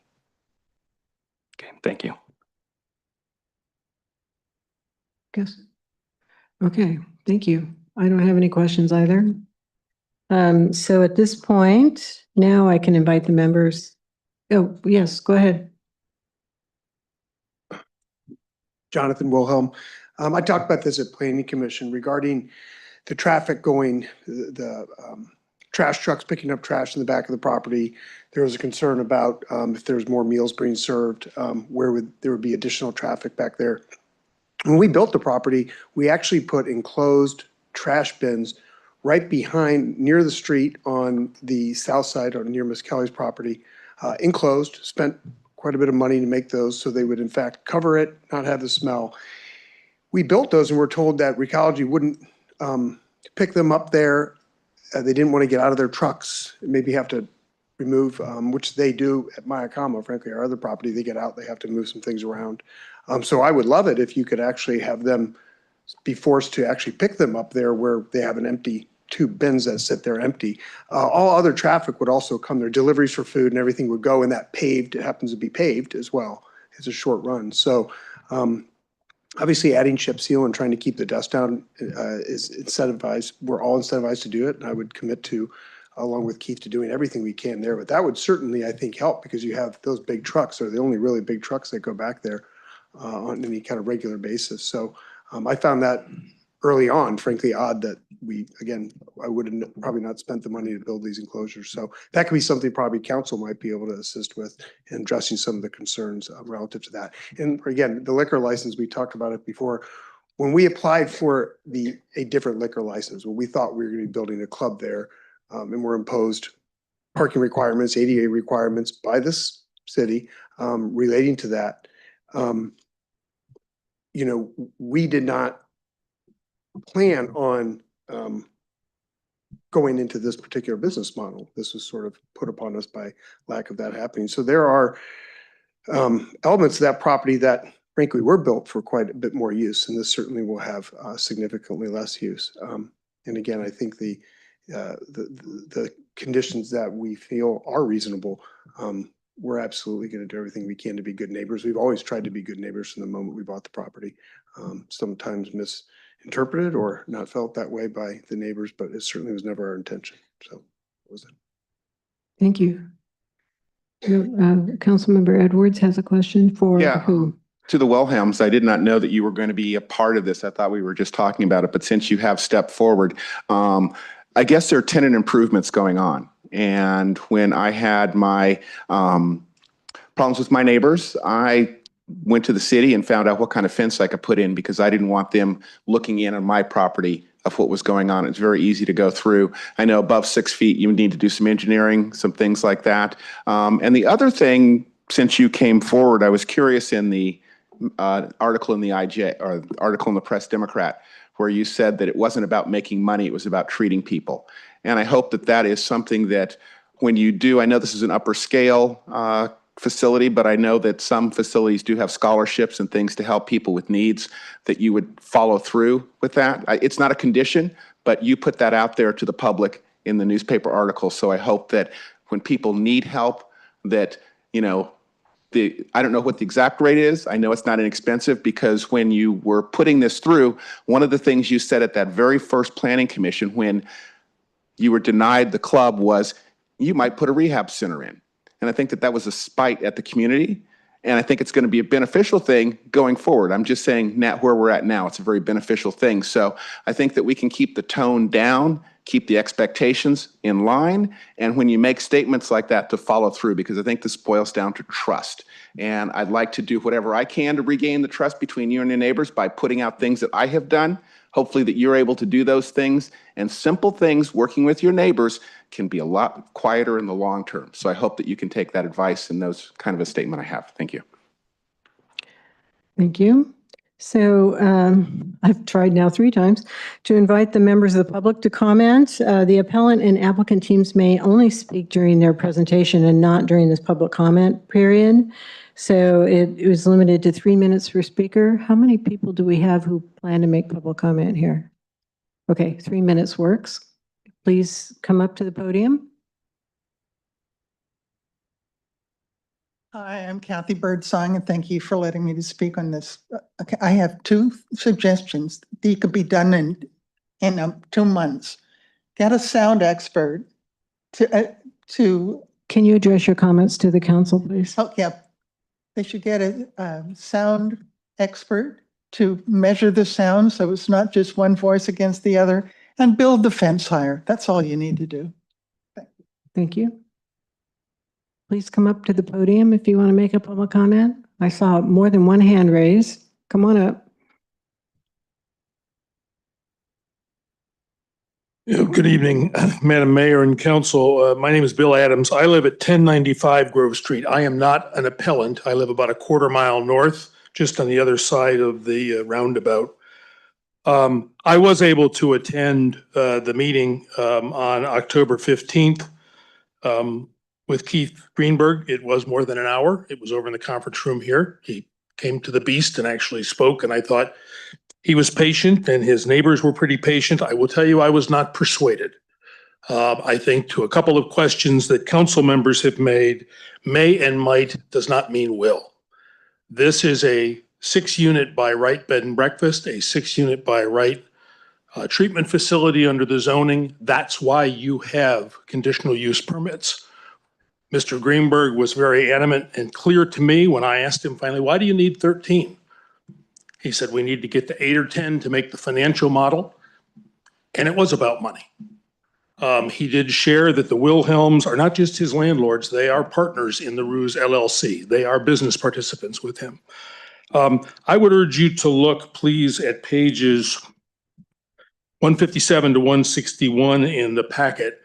That is the impressions as they were characterized by your staff of the meeting. I was at the meeting and believe that Mr. Greenberg's, while more succinct, are accurate for what they say. the 3 pages by the appellants, which have, here's what we talked about, here's what was said, here's the counter proposal, I believe are much more comprehensive. And I do urge you to look at those. I understand that some of the appellant questions or requests were removed. There's one that I'm just horribly troubled about. Mr. Greenberg at the time said applicant new condition number 13 was something he simply couldn't agree to. That is your police department and your fire department conditions of approval. Councilmember Edwards asked about the 21 criteria that are in the application. Fire clearance is part of that. There are 13 conditions from your fire department. I cannot imagine why your planning department doesn't naturally put them in as a conditional approval. I'd ask you as a neighbor down the street, please do that. Don't ignore your fire department and your police department. Even if they are already part of other requirements, this property, as I understand it, was grandfathered in when this area was annexed by the county. This bed and breakfast has never had permit review. It's never had conditions by the fire department, as I understand things. Please include those. Those are on pages 116 to 118 of your packet from Fire Marshal McDonald. I support the fact that this could be a good treatment center. I think there have been some points made by your council that you should seriously deliberate on. That may and might doesn't mean will. And they can do this very, very well, or we might come back for further appeals when revocations or enforcement are required. Thank you. Thank you.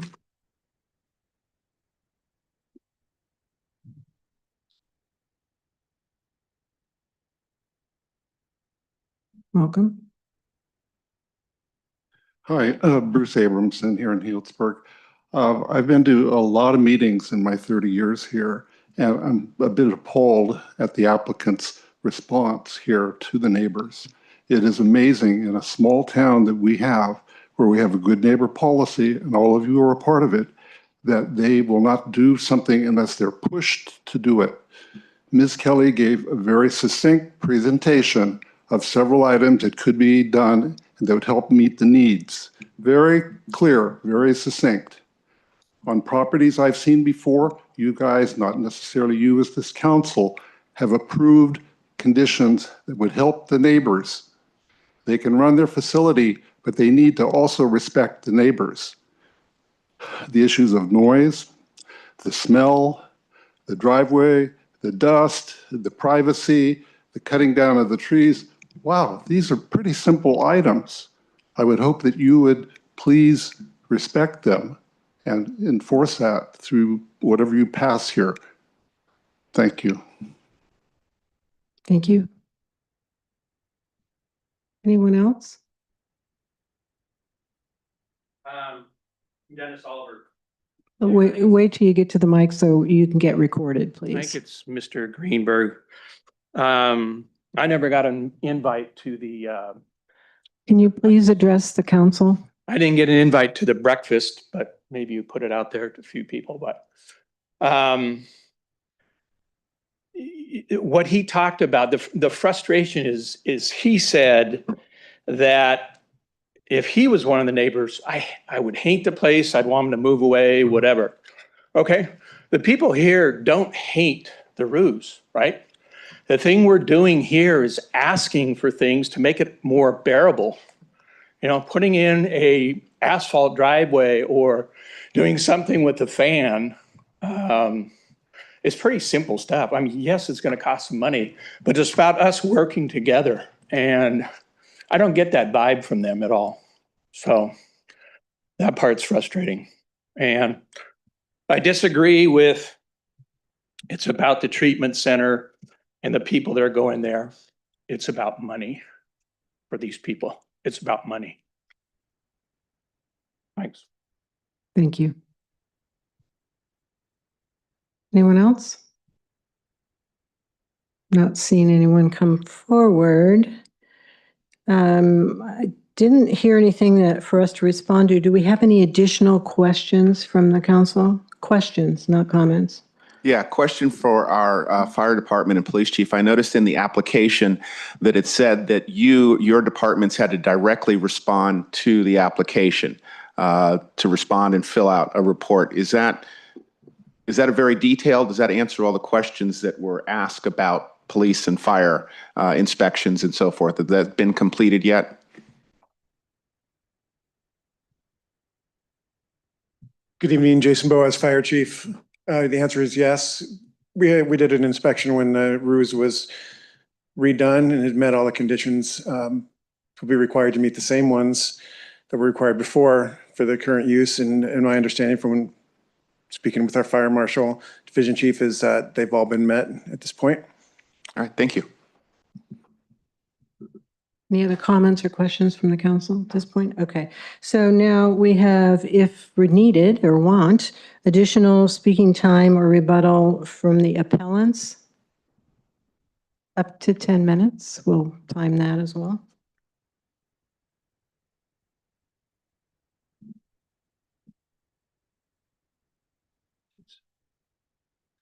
Thank you, council members. I appreciate your deliberation and thoughtful questions as we move through this process. So I did want to just reiterate, since I know we don't often have these types of items at the council, that this may be a high-end facility that is planned, but this conditional use permit will run with the land in perpetuity. So even when these applicants move on to their next development project, this permit and the conditions will be imposed on future operators who come after them. So while the Wilhelms are business partners in the treatment center, I feel that it's been very unfair that they've put Keith forward as this new person in town, because we've actually had a number of years in working and operating with them as owners of the bed and breakfast. Really anything that has been said verbally, if it's not in writing, if it's not an imposed condition, the neighbors, myself, sorry, I'll speak just for myself, we don't have confidence that it's actually going to be put into motion, because we've had several years, as well as statements like, I told Miss Kelly I would take care of it. Or when we wanted a phone number of who to call, Keith said, Brian will be available if there's problems. And I said, does Brian live in Healdsburg? No.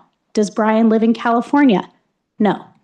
So who do the neighbors call, right? So he has shared tonight that Keith plans to share a phone number of who we can call should there be issues. Of course, we hope there are not issues, because we want to be in harmony with our neighbors and to be able to have this treatment facility that is helping those who need help. During the Planning Commission hearing, when Keith spoke, he said at the podium during the Planning Commission meeting that the gates will be closed, but if a client wants to jump over the fence or go into a neighbor's yard because they need to get high or need access to drugs or alcohol, he can't keep them in, right? So we don't have concerns about security, but if the applicant is saying that people might be jumping the fence, that could raise red flags as a parent who's raising 2 kids next door. Certainly want to be assured that there is going to be security and safety on the property. So I think that the verbal commitments that have been made, we really appreciate that. We appreciate that they've offered, even in the past when other neighbors have said we're having problems with dust on the driveway, and they went to the general manager of the bed and breakfast and they said, oh, well, maybe we'll water it down and that could help. We don't know if it ever got watered down, but it was also over 90 degrees that day. So you can imagine when you put water on steaming hot rocks, it's not really going to last for very long, and the dust problem continued.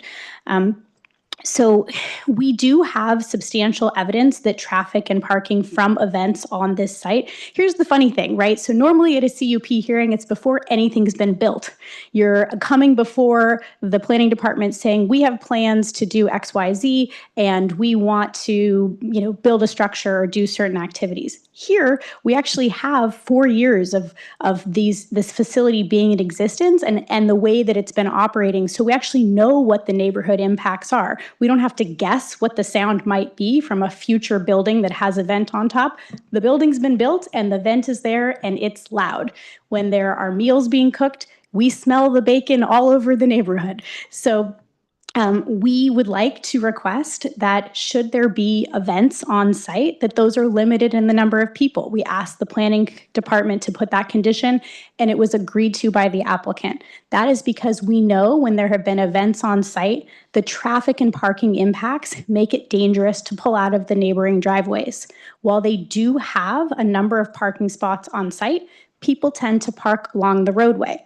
We found out at our meeting with Mr. Greenberg that they were planning on hosting AA meetings on site. That was never written into their application in the project description, that they would be hosting folks from other parts of the community or outside of Healdsburg to come and attend those meetings there. And that could create impacts within the neighborhood, especially if the gate's closed or there's no address posted. So things like that, where we're just making requests for compatibility with the neighborhood, we would like to have those agreements in writing, because we know, based on the 4 years of operating in neighborhood with the Ruse, that several things that have been committed to just haven't been followed through upon.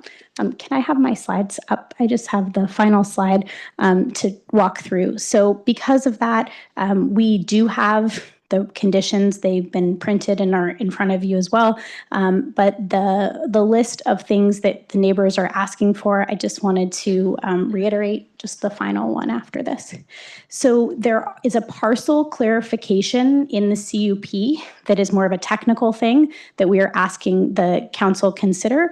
This is because there's 2 separate parcels, 2 separate APNs, and that we want to make sure that everyone's on the same page, that it's the 13-room residential treatment facility that is the only use on both of these parcels, and that there won't be a different use coming back for the second parcel at a later date. We have requested, and they have agreed, that meal preparation would end at 8 p.m. And this is because of the noise and smell from the commercial kitchen that was built.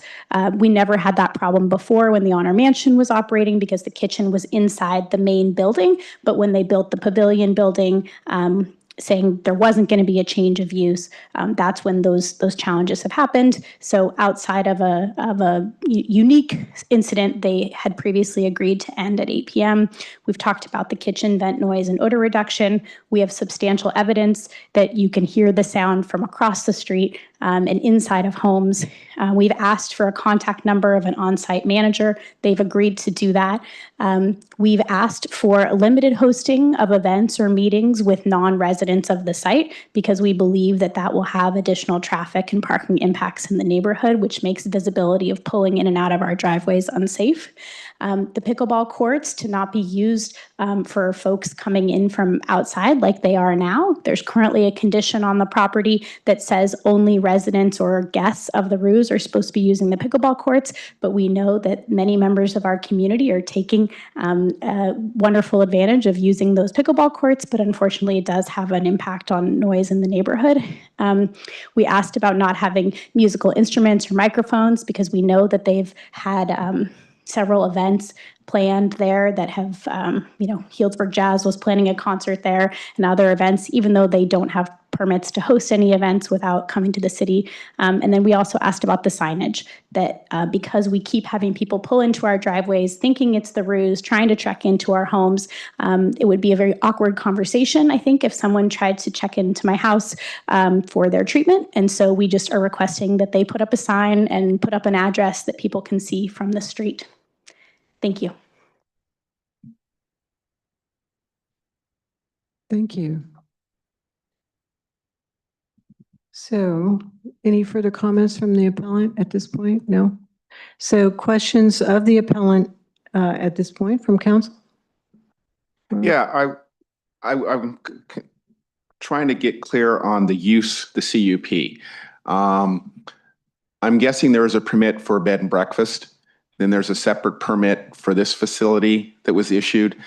And does that bed and breakfast still run continuous with the rehab center? Or if they wanted to do another bed and breakfast, that would have to come back to the Planning Commission. In other words, I'm trying to get clarity on the conditions on this could be done with any other application.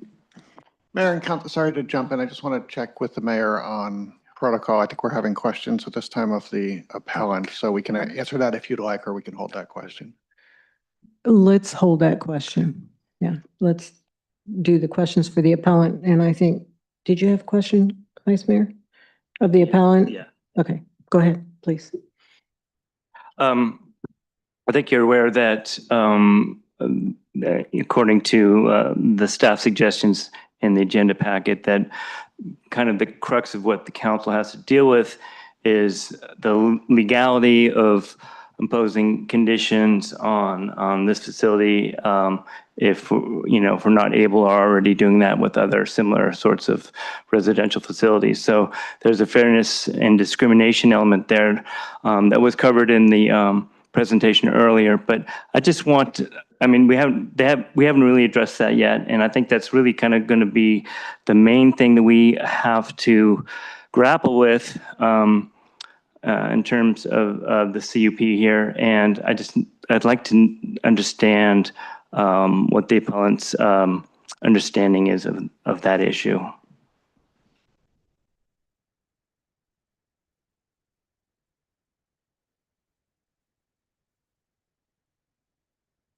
I believe we, as neighbors and the other appellants, understand that the city has legal constraints with respect to what conditions can be imposed on the project, but that also we have good neighbor policies and that any individuals can enter into an agreement between neighbors, whether it's about a fence, whether it's about paving a driveway, that individuals can. When we originally had met with Keith, he said that it would be illegal or against the city's rules for them to be required to pave the driveway, and or required to do X. And we said the city may not be able to impose such a condition legally. However, neighbors can agree to do anything to help improve the quality of life in the neighborhood, and that is what, for the most part, we are requesting. Now, that said, the city has put conditions on other buildings. My neighbor, Rick, is a contractor who has built many buildings in Healdsburg and other places in and around the Bay Area. And cities put conditions about vent hoods and fans, about noise, and how to both screen them when you have design review, if something looks ugly or unsightly, or if something is loud or could be loud, that cities oftentimes will ask that noise baffling be put around something that is going to be loud, especially if it's near a sensitive receptor or within a certain distance of neighborhoods. So that is something that the neighbors have requested to dampen sound. That is something that the city has imposed on other projects within the city of Healdsburg. Other restaurants and other places. So we don't have a lot of people coming in to complain at City Hall about noise from vent fans, because a lot of the fans that are installed in the city have that baffling already included. Now, unfortunately, back in 2021, when the Pavilion building was built, it was told that there was a renovation of an existing structure, first of all, which there was no structure there previously. And second of all, that it would be used sporadically just as a bed and breakfast for the small group of guests. And so never did the city have design review, never did the city have the opportunity to really evaluate this use. And so here we are, the building's been built, and now we already know what the impacts of that, the noises, same thing with the driveway. That driveway has always existed there, but it's been greatly expanded upon and is now become kind of a more main entrance. And that's why the dust is being set over to the northern neighbors. There's 5 homes along that north boundary. You may have heard from some of those neighbors. The Alters live there, and a couple new homes that were built, and they all have experienced that same problem with dust. So that's the request, is to keep it dampened. That is a condition that was already imposed by the Planning Commission for the maintaining the chip seal. I think the concern is, to Councilmember Edwards' question, how do you know if it's being maintained, or what is the level of maintenance? And that's, I think, where we've had this challenge. Mr. Edinger actually spoke at the Planning Commission stating that, he installed the chip seal and you just got to maintain it, and then that will keep the dust down. And so I think the question is how often will it be maintained, and into the future, to ensure that the residents and the clients at the Ruse Treatment Center, aren't experiencing that dust that's bothersome. Any further questions from council? No. Thank you. So the applicant, if you have any time, you have additional time, 10 minutes, if you want to rebut any of these comments. It's really, beyond me to understand what we're doing here tonight, okay?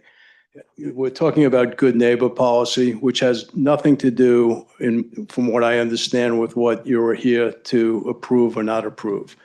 The time I spent with the neighbors, okay, which apparently was ignored afterward until today, when they put out another set of conditions that they would like to see come into effect. My ask at the meeting that we had was pretty clear.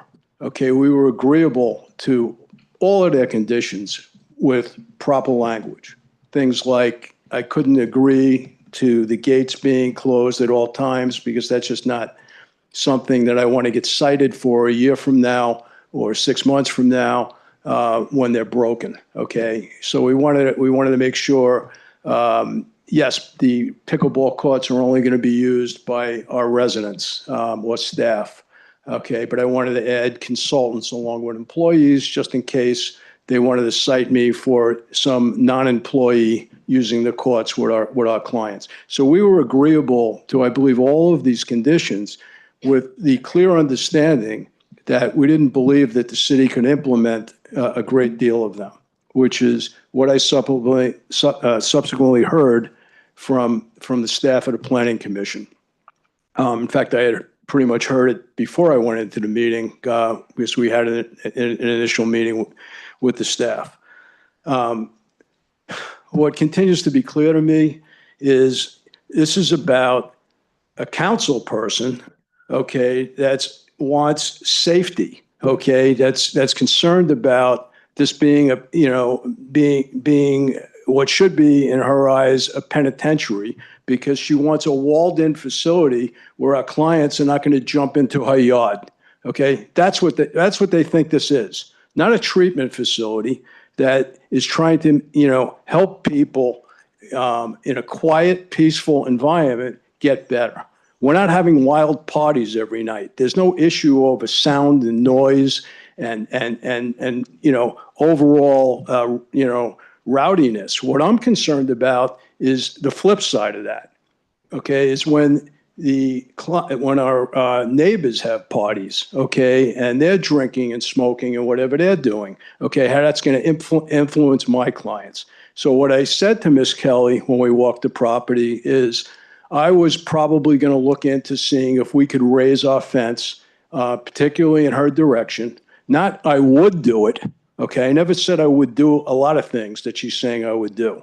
I said I would explore it. Because I don't even know what the code is relating to, expanding the fence. I haven't been the property owner. I wasn't the person that built the original fences, okay? But I'm concerned about creating a facility that is best for our clients.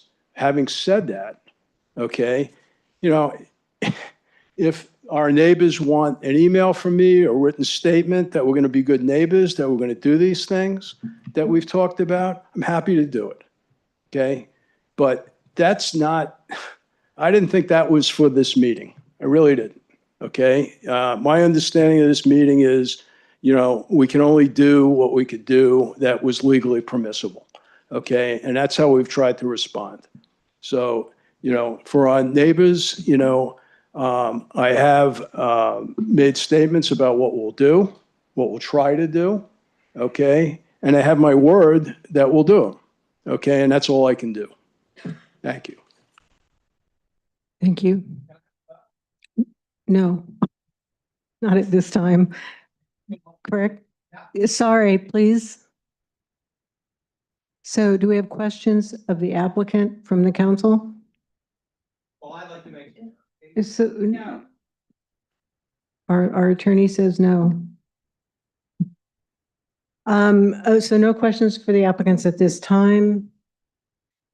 So therefore, I'm going to close the public hearing and return this item to the council for deliberation and action. So would anybody like to start with the deliberation? No. I'll start. This has been a very complex issue, and we have specific guidelines that we need to stay within. And my personal feelings are not important in this. I think that At the end of the day, I would like to have everybody happy, but I think that we need to look at, we've had legal opinion in the city, we've had staff go through this point by point. It wasn't that we were just given a maybe. And particularly when I'm looking at staff recommended on the noise level, there was no presentation of there is this decibel that we're hearing that's above a certain requirement. Again, I can agree with staff on that, that there was not a specific decibel level that we're talking about when we're mentioning this one. So I think that we need to stick within the guardrails or the rails that we have that we're working in. And there are lots of things that I'm still curious about the CUP, how that runs, but that's not apparent of what we are talking about. We're discussing this particular use, this applicant. So that's where I am going through with my discussions. Thank you. Councilmember Higley, you have comments? Yeah, I kind of have the same thoughts. We've got what we, the guardrails of what we can do. Clearly, there's some improvement that could be made with the neighbors, I think. Just hearing the comments tonight, but at the end of the day, this comes down to treatment facility and there's special protections. Are we treating them differently? And then the bigger concern that I have is what can be enforced? And we've seen this animosity between the neighbors.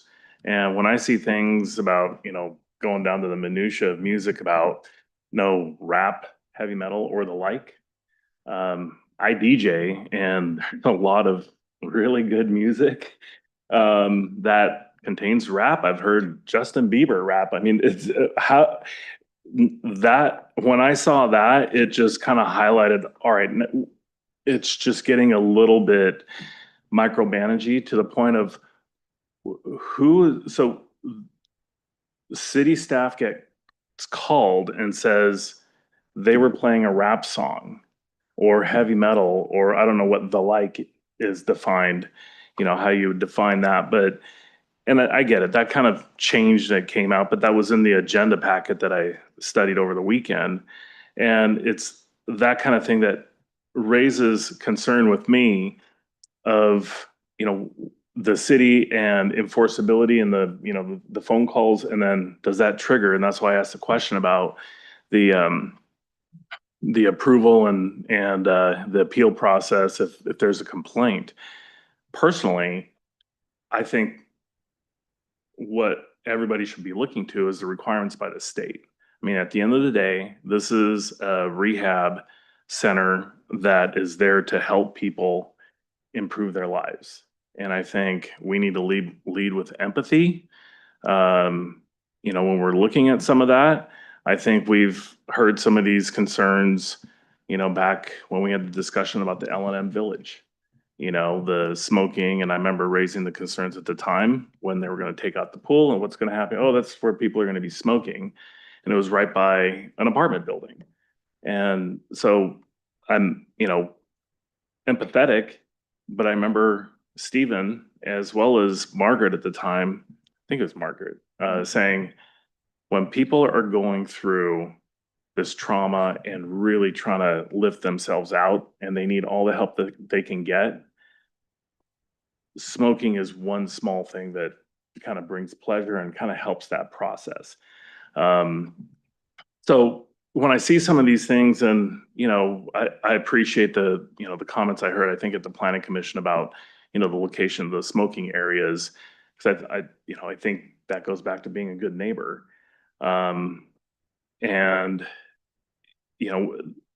some of the other things that were the gates, I understand the concerns. And security, same things we had over at the L&M. But when some of the key things, I think that I'm all for the parties working together to mitigate the issues like the sound. I think it would be hard for me to go anything beyond what we already have outlined in the code in terms of sound volumes measured by decibels, and whatever's in the code. To me, that's kind of where we need to be at. The dust, The only comment I would say is, instead of just water, make sure it's recycled water. But I think that's, I think those concerns are real when you're talking about the garbage truck has to go all the way back. I don't know what the process is, if it's, to reopen and relocate it or whatever, but,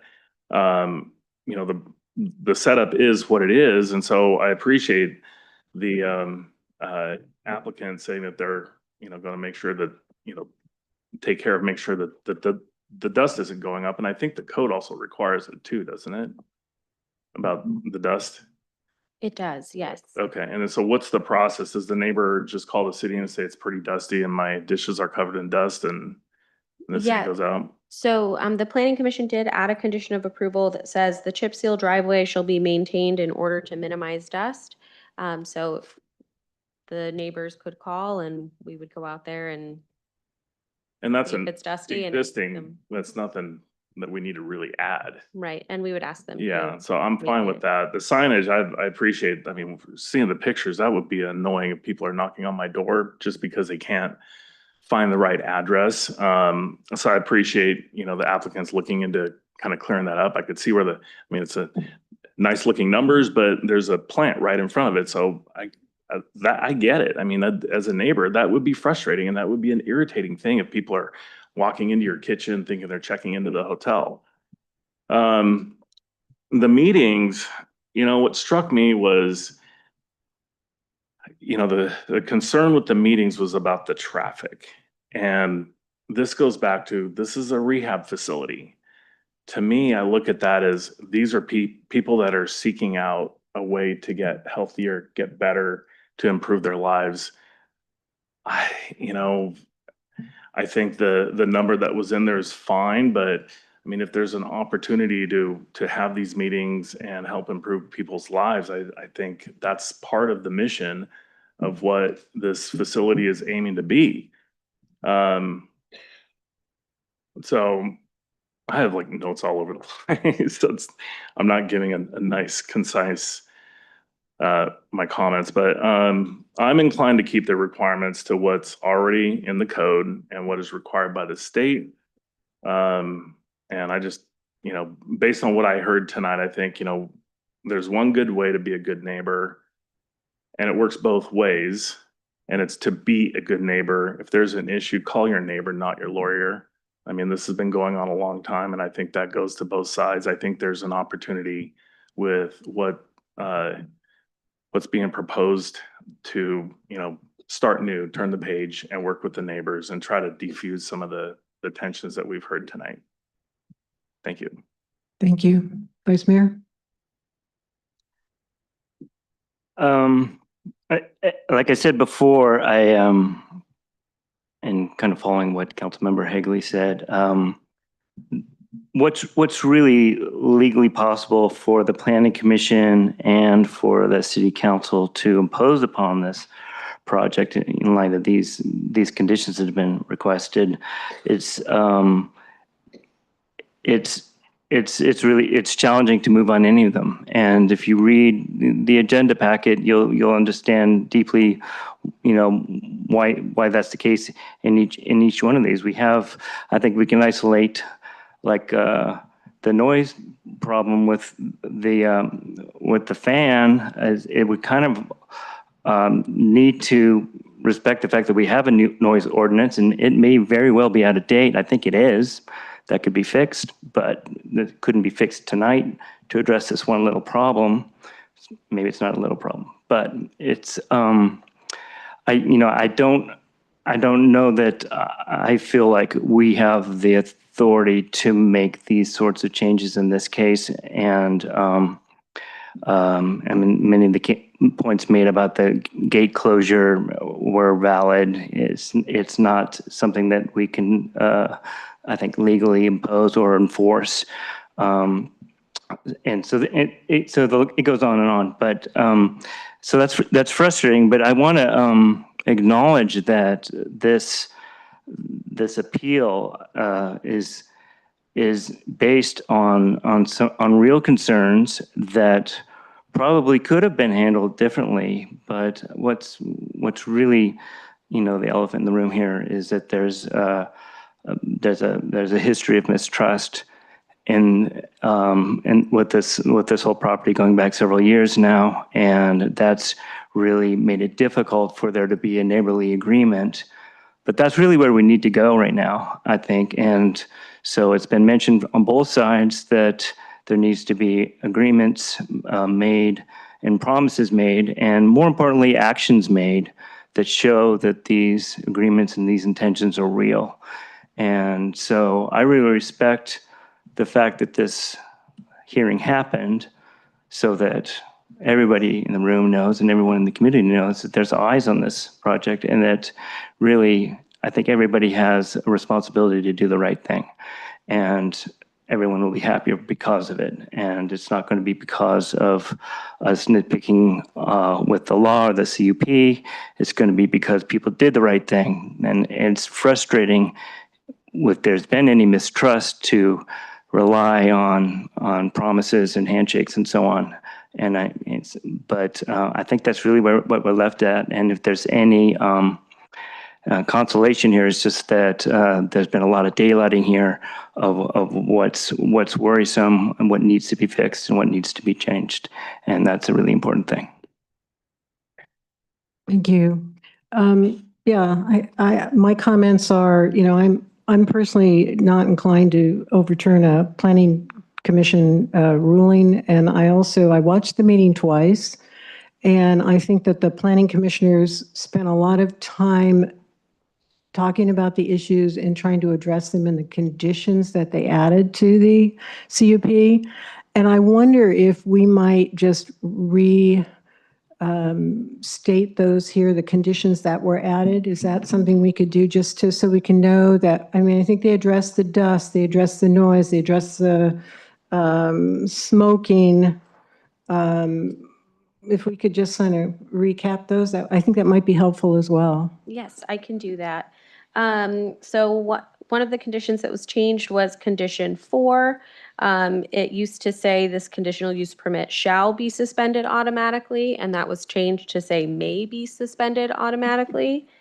The condition 6 was added, where it limits the maximum number of attendees on site to 30 and shall not include amplified sound. Condition 7 just clarified that noise shall conclude by 8 p.m. So this had to do with all outdoor activities or events attended by clients and staff that produce noise outside of a traditional residential noise level shall conclude by 8 p.m. The chip seal driveway shall be maintained in order to minimize dust. A condition of approval number 9, the applicant shall investigate ways to reduce odors associated with the kitchen facilities. And condition of approval number 10, regarding the smoking areas, one smoking area was removed. The one that was in the bocce ball area, or was originally proposed in the bocce ball area, was removed. And also we added to that condition that smoking areas shall not be closer than 50 feet to any property line. Thank you for that. I think it's really important to kind of keep our eye on the ball here and what we're doing here. And I think every council member has suggested that our role is not to, negotiate the deals between the appellant and the applicant. Our role is to determine whether or not it meets the rules and legal aspect, which at being a protected class, I think that's a really important thing that we need to consider and make sure that we don't put ourselves in a position of adding something that's illegal. And also, I think as Councilmember Hagley mentioned, the ability to enforce, right? We don't have a huge enforcement code group to be able to do it, and it would be after the fact, be putting us in an untenable position on some of these conditions, in my opinion. I do know that there's a lot of apparent mistrust between the applicant and the neighbors, and I hope that you can work to work on that. You've talked about it a lot, and good neighbor policies are important, but that's not something that this council can or should dictate. at this point. So I think that, I think that's enough said. Would anybody like to make a motion at this point?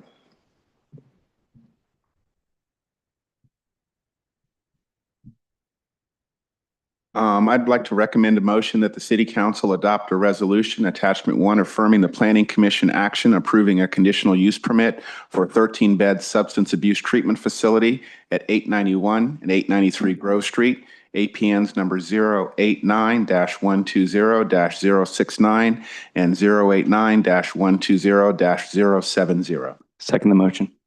Could we have a roll call, please? Vote. Councilmember Edwards. Yes. Councilmember Higley. Yes. Vice Mayor Harrod. Yes. Mayor Mitchell. Yes. So thank you.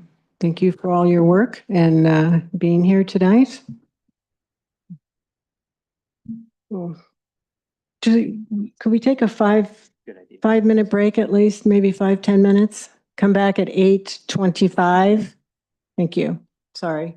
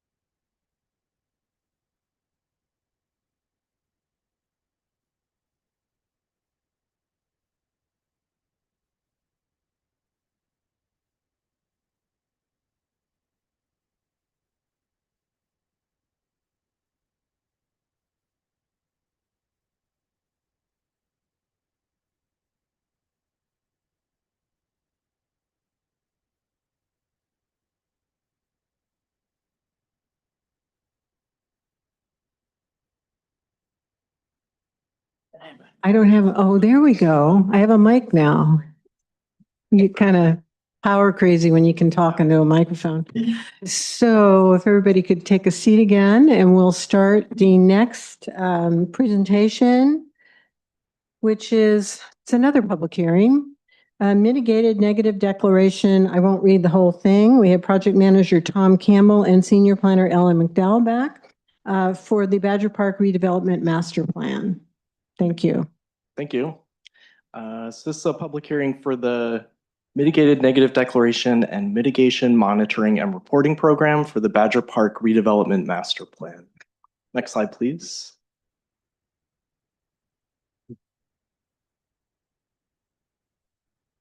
The recommendation tonight is to adopt a resolution adopting the Mitigated Negative Declaration and the Mitigation Monitoring and Reporting Plan for the Badger Park Redevelopment Master Plan project and approving the final Badger Park Redevelopment Master Plan.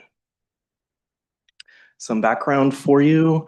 In July 2019, the city launched a public process to develop a master plan for the redevelopment of Badger Park. In 2021, the City Council reviewed a draft of the Badger Park Redevelopment Master Plan, expressed support, and directed staff to move forward with preparation of the appropriate environmental analysis for the City Council's consideration of the master plan. And the city engaged Rainey Planning and Management in March 2023 to complete an initial study and mitigated negative declaration, or an ISMND, and associated mitigation monitoring and reporting program, or MMRP, in accordance with the California Environmental Quality Act. Next slide, please.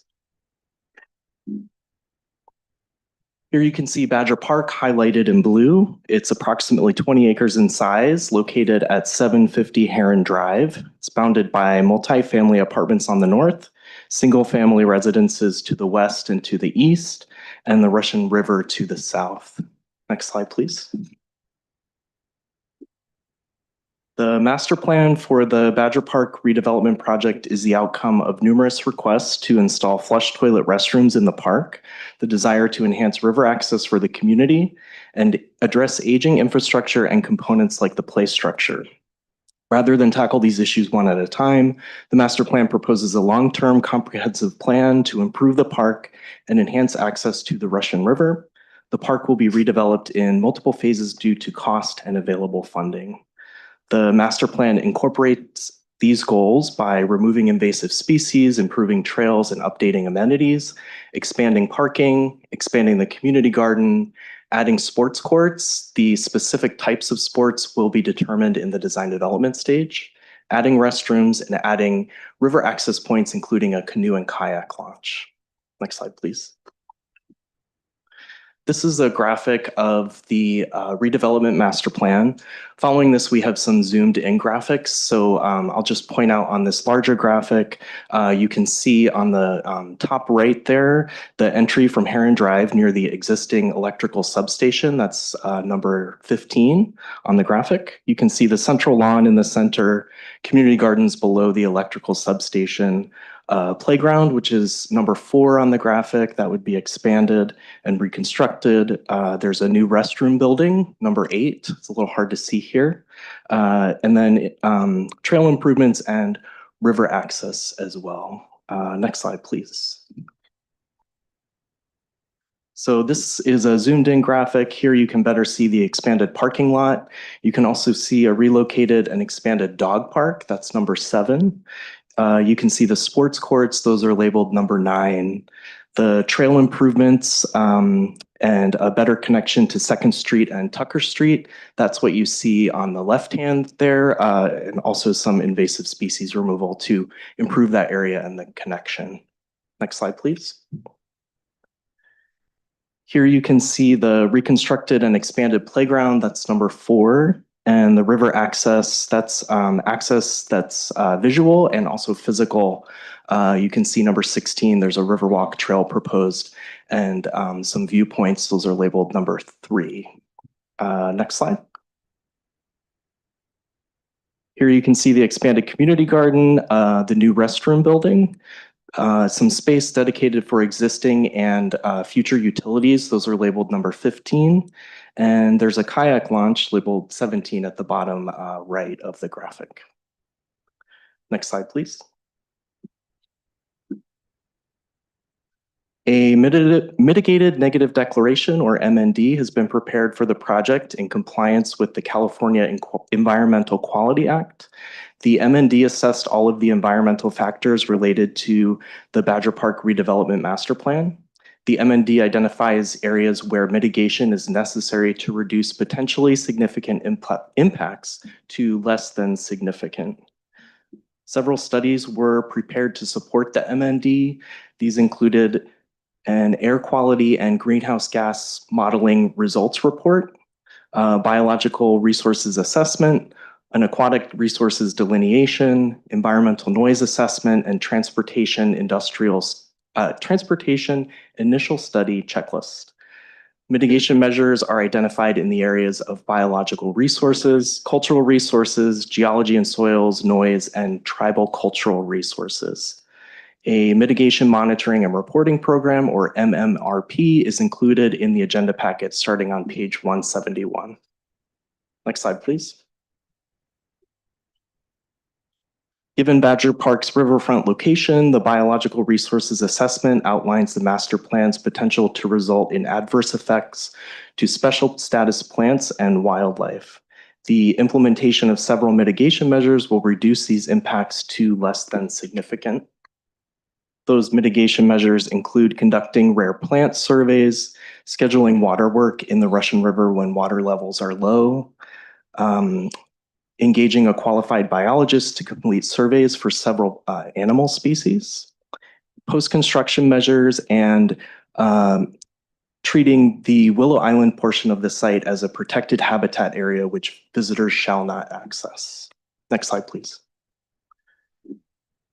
The biological mitigation measures also include reducing adverse impacts to riparian habitat, reducing impacts to state or federally protected wetlands, and engaging a qualified biologist to provide training and monitoring during construction. Other mitigation measures not detailed in these slides but included in the MMRP are engaging an archaeologist, completing a geotechnical analysis of the project site, and constructing a 6-foot tall noise barrier wall if pickleball courts are to be constructed. Just a note, as you could probably imagine, with all of these requirements, we'll have some additional project costs as well when we get to implementing a first phase of this master plan. Next slide, please.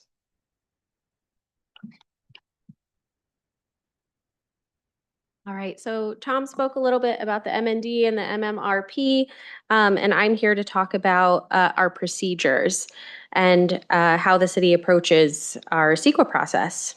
So the city's environmental review process is really built around protecting Healdsburg's natural environment. It's essential to our community's quality of life and our overall character. It also is intended to serve as a practical guide, something that staff, applicants, and decision makers can all easily understand and apply when we're reviewing projects under CEQA. And a goal of our CEQA guidelines and CEQA implementation procedures is to encourage public access and participation in the environmental review process, ensuring transparency and community involvement. Finally, the process is designed to integrate project planning with environmental protection so that the potential impacts are identified early and addressed through thoughtful project design and mitigation. Next slide, please. So the city's adopted CEQA implementation measures went to the planning, well, our procedures are in place, and we took them to the Planning Commission on October 14th, 2025, and the Planning Commission adopted a resolution recommending that the City Council adopt the MND and MMRP for the Badger Park Redevelopment Master Plan. Next slide, please. So the process and timeline of where we've been so far with this project, the environmental review process began for this project back in March of 2023 with project initiation and preparation of the environmental studies. The project review and circulation period took place from August 28th to September 26th, 2025 for the 30-day review period. During that time, a notice of intent was published to the Press Democrat and the Healdsburg Tribune, mailed to all property owners within 300 feet of the site, as well as posted to the county clerk and the state clearinghouse. On October 14th, 2025, the Planning Commission held a public hearing and adopted a resolution recommending the approval of the environmental document. And tonight, on November 3rd, the City Council is considering adoption of the MND and MMRP. And if approved, staff will need to file a notice of determination within 5 days of the council action. So I will be posting to the County of Sonoma as well as to the State Clearinghouse a notice of determination. Next slide, please. And again, the recommendation tonight is to adopt a resolution adopting the mitigated negative declaration and the mitigation monitoring and reporting program or plan for the Badger Park redevelopment master plan project and approving the final Badger Park redevelopment master plan. Thank you. Thank you for that report. Does council have questions? Councilmember Kelly. Thank you, and I appreciate the presentation. This is such an exciting milestone. I wanted to ask about you mentioned about Willow Island. I know during some of the planning process with the community park design team, is that what we were calling? Yep. That the goal was to try to get more access to the river aside from the canoe and kayak launch, which is real, you're getting in the water, real river access. Can you talk a little bit about where Willow Island sits on that master plan map and how that impacts what was previously planned? Is that the location where we had a pathway that was like jutting out towards the river, and will we no longer have that because of the environmentally sensitive habitat area? Yeah, if we could pull up the overall master plan slide again, that would probably be helpful. But you're remembering correctly. And so the graphic that was in the presentation tonight shows we've taken the improvements that were planned for Willow Island off. So on this graphic, you can see on the bottom left that Willow Island is basically below that kind of number 17 and that what looks like sandy area. There's a seasonal island, I would say. And so we did have a additional river access point that had, as of this master plan, had not been designed in detail, but was contemplated. And then trails kind of getting over there and some different infrastructure like that. So that was taken out of this master plan as a result of the mitigation measures that have been put on the project. And so now you can see number 17 there. There would be some river access not on Willow Island, but in that general area. And that would have to be designed and really figured out in design development.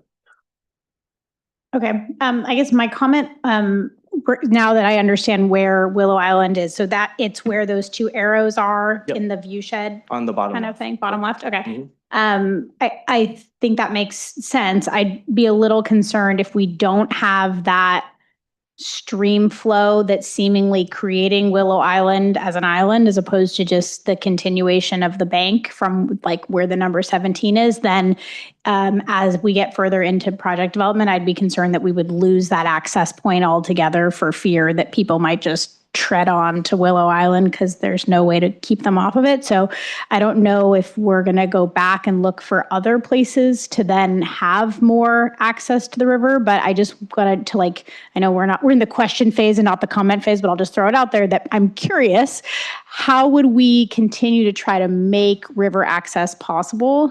And knowing that that was one of the big initial items that was being pushed for when we did redesign this park, how can we try to make sure that even with that mitigation measure and not being able to have access there, that we can still find access points to the river? Because I would hate to go through this whole process and then we really have very limited river access. Yeah, it's something that will definitely have to be figured out. And as you know, we have a $1 million matching grant from the Sonoma County Agriculture and Open Space Preservation District, and that a part of that grant is majorly focused on river access.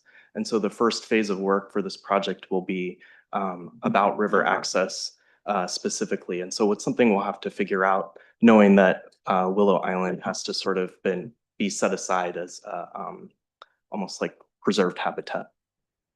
Totally. Great. And then you mentioned a condition about should the sport court later be determined that we are going to build pickleball courts, which will happen in the more detailed design phase, and that we would have to build a sound barrier. Can you talk a little bit more about that and where that would be constructed?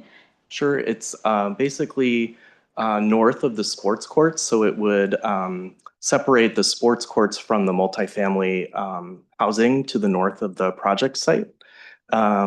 We do have Nick Papani from Rainey Planning on. He could probably describe in a little more detail the specifics of what are proposed, but it's I believe a 6-foot high noise barrier wall. Nick, maybe you could help me out.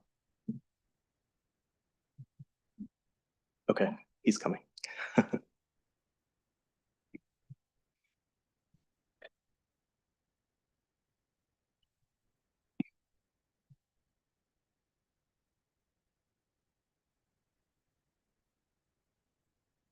Good evening, Mayor, council members. Can you hear me?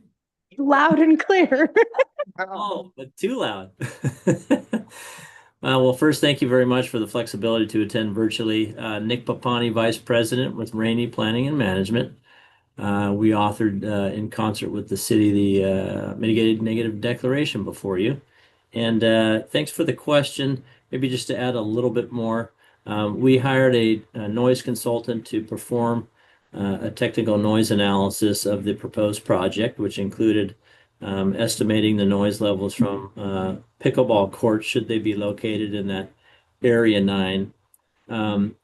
In comparing the estimated levels to the city's noise standards, which would be a 60 decibel standard, the noise consultant determined that a 6-foot sound barrier would be required, 6-foot tall sound barrier would be required along the northern edge of the pickleball courts to attenuate or reduce the noise levels to below that 60. I think with the sound wall, they estimated the levels would be 55 decibels, so 5 decibels below the city's noise standard. And so mitigation measure 13-1 of the CEQA document requires that if pickleball courts are included in the final design level drawings, that a 6-foot tall barrier should be constructed. And that could be either concrete panels, concrete masonry, block wall, or even earthen berms, or a combination of any of those. Great, thank you. Appreciate that detail. And I know we haven't yet gone down the path of determining what the sport courts may be, and that makes a ton of sense, just given how hot and heavy pickleball has come on the scene, but we don't know how long, if it's here to stay or not, or maybe basketball, or there's some new sport that may appear in the next 10 years before we get the funding to build this thing. So I totally understand we haven't made that determination yet, but it does seem that there are a lot of very eager pickleballers in this community who are excited about having the opportunity to get new courts built. Should we decide in the future, Nick, this question for you, should we decide in the future that we are going to be moving forward with pickleball courts there or some other sport court that may produce noise, and given the proximity to that residential use, is that type of noise attenuation wall, sound barrier wall, is that something where if we wanted to make sure, I know that's a senior community that's there, it's low, it's a deed restricted affordable housing, so residents who may have sensitivities, or people who may have disabilities and not be working, so they're home during the day when the sports will be happening. Is the noise component, if we make it higher, is that less noise? Like you said, it's a 60 decibel standard, but if we make it we build this thing, then it's going to be 55 decibels. That's still kind of loud. So is there a recommendation that maybe we don't do the minimum if we do end up doing pickleball? Does that make a difference? And is that something we should be considering kind of moving forward with the noise analysis? I happen to live next door to 6 pickleball courts. I don't know if anyone heard, so just kidding. I think, the fundamental thing you want to achieve with the sound wall is to block line of sight, right? And that's what really reduces those noise levels. And so, whether it's a 7 or an 8-foot wall, you're probably going to get pretty minimal benefit from that additional height because you really just need to block the line of sight. You probably would get a little bit more, but our analysis to show what would be required to meet or exceed the city's threshold. And a 6-foot wall does that. So I don't know if that helps at all, but blocking that line of sight is really the key. Okay, thank you. Thank you. Do we have any other questions? Okay, so we'll open up the public hearing on this. Does anybody wish to come and make comments on this topic? Welcome. Finally. I'm Jonathan Perlman. I'm here as a local resident. I live almost adjacent to the park on the northwest corner. And I'm very excited about the park. The design, I think, is fantastic. I use the park almost every day. And so I'm really excited about that. It seems like this plan cuts off a little sliver of the west side of the park. And I know Tom mentioned the path that goes from 2nd Street and near Tucker and comes into the park. And then there's a bridge. And it looks like the plan is cut off at that bridge and doesn't include that whole path that goes all the way out to 2nd, which is there is a sign that says Badger Park access there. So seems to me that's part of the park. And right now it is in horrendously bad condition. The walkway is very uneven and rocky. The fences of the properties on either side of this 10-foot wide easement are literally falling down. Some of it has already fallen down. And I know those are private fences, so the city can't do anything. And so I'm just wondering if even before this whole master plan starts to get implemented, since that is part of just like maintenance of the park, that Parks and Rec could consider improvements to that path. It is very well used. And my property is almost right on that path. So I hear people going up and down there all the time. And for anybody within about a quarter to a half a mile who walks to the park, an enormous number of people come in through that direction rather than walking out onto Matheson, down Heron, and coming in that way. They're coming in that from the west side there at 2nd Street. So just a request that whole thing is looked at and some kind of improvement is done there, even just like solar lighting or something. So especially now, our first days of not having daylight savings time, by 5 o'clock, it's pretty dark there. And there's still a lot of people who are walking their dogs and coming through that way. So I think the plan is fantastic and I look forward to seeing it implemented. Thank you. Thank you. Anybody else wish to make comment? Not seeing anyone come forward, we'll bring it back. Would anybody like to make a motion? You have further question? Go ahead. I just wanted to follow up on Mr. Perlman's comments. Do you know if we evaluated in the conceptual plan to put lighting or pathway improvements on that access point to Tucker and 2nd? I am not entirely sure, mostly because I wasn't here during that process. I believe that is part of the park, even though the graphic doesn't show. Mark will help us out. Hello, Mayor, members of council. Yes, that strip was included. We acknowledge it as part of the park area, and it actually makes some of the connection to what would be the more natural play areas on the east side of the park that's wooded right now. So the park extends quite a bit further than what it looks like. And that area, including the connection over to 1st Street, is part of the overall master plan. And do we have plans to improve that? Are the fences the city's responsibility or they're the private property owners? Private property owners. Have we ever communicated with them about the status of the fences or that they're falling down or that could be problematic? We can look at it. We do have concerns about ADA compliance. If we go in and start doing improvements in there, we may be in line for a larger project than what we originally planned. We can certainly look at the fence concern and also if there's temporary things that we can do to improve the trail. And then ultimately it'll be lit? Or That we was- don't know yet? That really isn't addressed in the master plan. It's something you get into when you do design development, when the project's actually ordered, and then we talk about lighting then.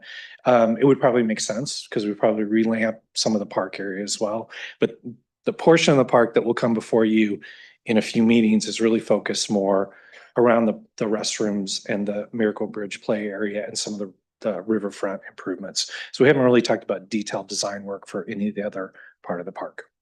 Thank you. You're welcome. Thank you. Any other questions? Council or Vice Mayor? I just wanted to say that, you know, a lot of times we see CEQA reports and it's pretty dry stuff, but this was really fascinating. And I think it kind of reflects what's fascinating about this park. I mean, there was a lot to learn about the flora and fauna in this area and how it's handled and what may be living there, what could potentially continue to live there and so on. And that there was a plan for addressing environmental concerns in a very careful way. So I really appreciate that. And it was really great to dive into this one and just to appreciate the depth of this resource for our community.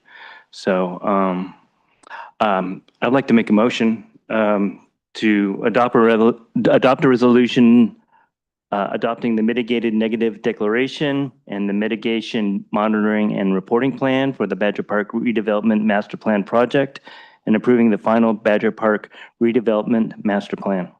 Second. Can we have a roll call vote, please? Councilmember Edwards? Yes. Councilmember Hagley? Yes. Councilmember Kelly? Yes. Vice Mayor Harrod? Yes. Mayor Mitchell? Yes. Thank you both. Appreciate that. So moving on here to old business, we do not have any, but new business we do. The Foley Family Community Pavilion Phase 1 Operational Plan, Recreational Supervisor Matt Mildy and Active Adult and Senior Services Supervisor Anna Grant. Hello, Madam Mayor, members of the council. Thanks for having me. I'm Matt Mildy, Recreation Supervisor with Community Services, joined with Anna Grant, your Active Adult and Senior Services Supervisor with the Community Services Department. We're excited here to talk to you about the Foley Family Pavilion operational plan. So next slide. So the recommended action on the table is to review the phase 1 of the operational plan, which includes how we're going to treat Healdsburg Farmers Market, cities, and city partnered special events, and the criteria. And then there's also a recommendation for events that would remain on the plaza to help kind of ensure that the commitment to the Foley Pavilion is maximized and help reduce impact to the plaza. Next slide. And what is being considered tonight is just a review of the operational plan under the phase 1, under the city and city partnered events, and a review for the city signature events, as well as a couple of Parks and Rec Commission recommendations. What's not included in tonight's presentation is any approval of specific events or approval of the special events master calendar events. That will be considered anticipated for your December 1st city council meeting. These items aren't included primarily because the new pavilion is unknown in terms of its interest and demand, and also since no funding has been allocated under the current budget, but staff will submit for consideration in the next budget. I'd also like to note that as far as the farmers market goes, Dates, times, and program considerations will be identified in conjunction with an update to their existing use agreement. They have an existing use agreement for use of the West Plaza parking lot and the plaza that will need to be updated to the Foley Pavilion, and so those discussions still need to happen. Next slide. So this one's for me. A little bit about our pavilion. Our pavilion will be managed by the Community Services Department, and the hours of operation of the pavilion will align with the parks that we have here in our community already. So the pavilion will be open from 6 a.m. to 10 p.m. daily. It's open for passive use. People can come in, drop by, cool off when it's hot outside, stay dry when it's wet outside. It does have 4 beautiful restrooms that'll be open during permitted events. There's free public Wi-Fi. We have a beautiful catering kitchen that's on site and a waste structure, et cetera. Those things, as well as alcohol and amplifying sound, will be things that the user would be able to use with a permit or during permitted events. And then just some little things about daily operations. We wouldn't allow wheeled or motorized devices under the pavilion canopy unless those wheeled devices are an assisted device for someone. And then the parking lot, and more on the parking lot later, is open and available for public use unless it is reserved for a permitted event. So the next slide has a fantastic picture that really gives you a bird's eye view of what the pavilion will be. So this public parking lot is going to be open to the public unless it is being utilized during an event. And not all events will need the use of this parking lot. So some events will just be the pavilion canopy area and the parking lot will still be open to the public. That's 42 brand new parking stalls right here in the downtown core, 3 of which are handicap accessible. And again, the parking lot and parking in the parking lot will align with our park hours, 6 to 10.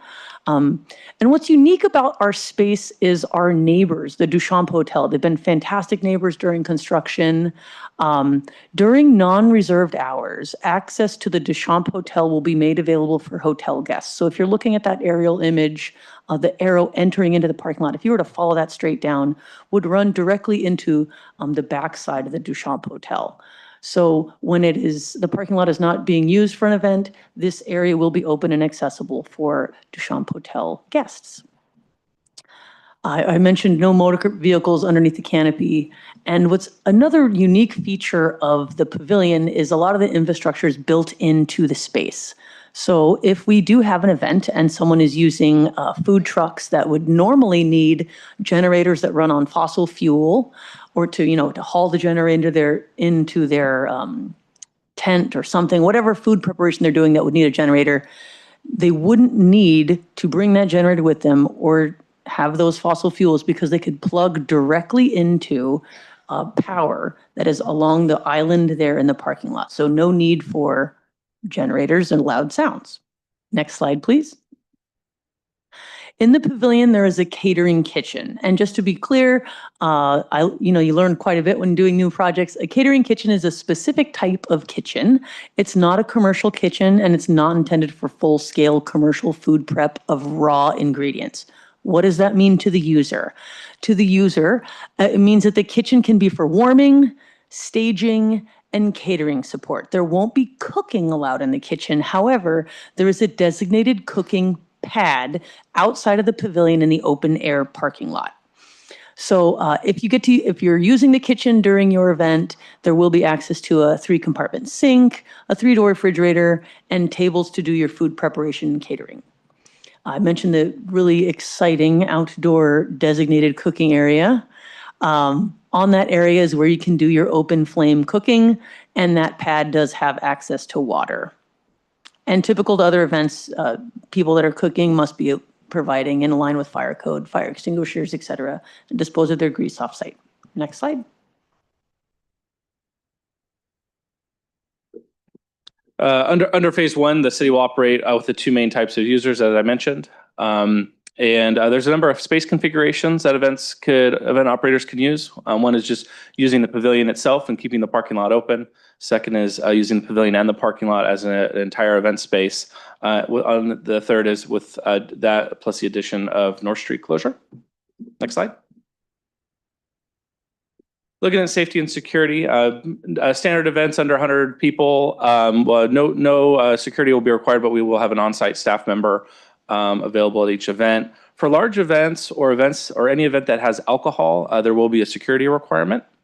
And then during those non-event hours, when it's non-permitted events, just day-to-day hours, there is a facility cameras that operate 24/7 along with PD patrol. Next slide. There's under the current operation plan, there's kind of two tiers of use. As we mentioned, first is the Healdsburg Farmers Market. No fees are being proposed issued to the farmers market. We currently accept fees for use of the farmers market under their existing use agreements, about 5% of their stall fees from the previous year. Which roughly equates to a little under $2,000 a year. So we're proposing waiving those in the future. We're not setting any limitations on when the farmers market could reserve the facility for their markets or market related events. They will need to operate under an updated use agreement, as I mentioned. So we'll need to work out the details if they wish to adjust, change anything of their operation. We'll have those conversations. And then there's no changes to the farmers market schedule to accommodate special events, meaning the farmers market will always be able to operate on Tuesday mornings and Saturday mornings. Other locations, if there's a conflict, we'll need to find another place to host their event. But there are options where they could work in with the market. So for instance, if there's an evening event that wishes to occur after the market, we have set up a mechanism. So while the market's unloading or wrapping up for the day, another event can be loading in as well. So next slide. And then the second tier is city partnered events. Again, just like we standard, just as we treat other city partnered events, we don't charge any fees.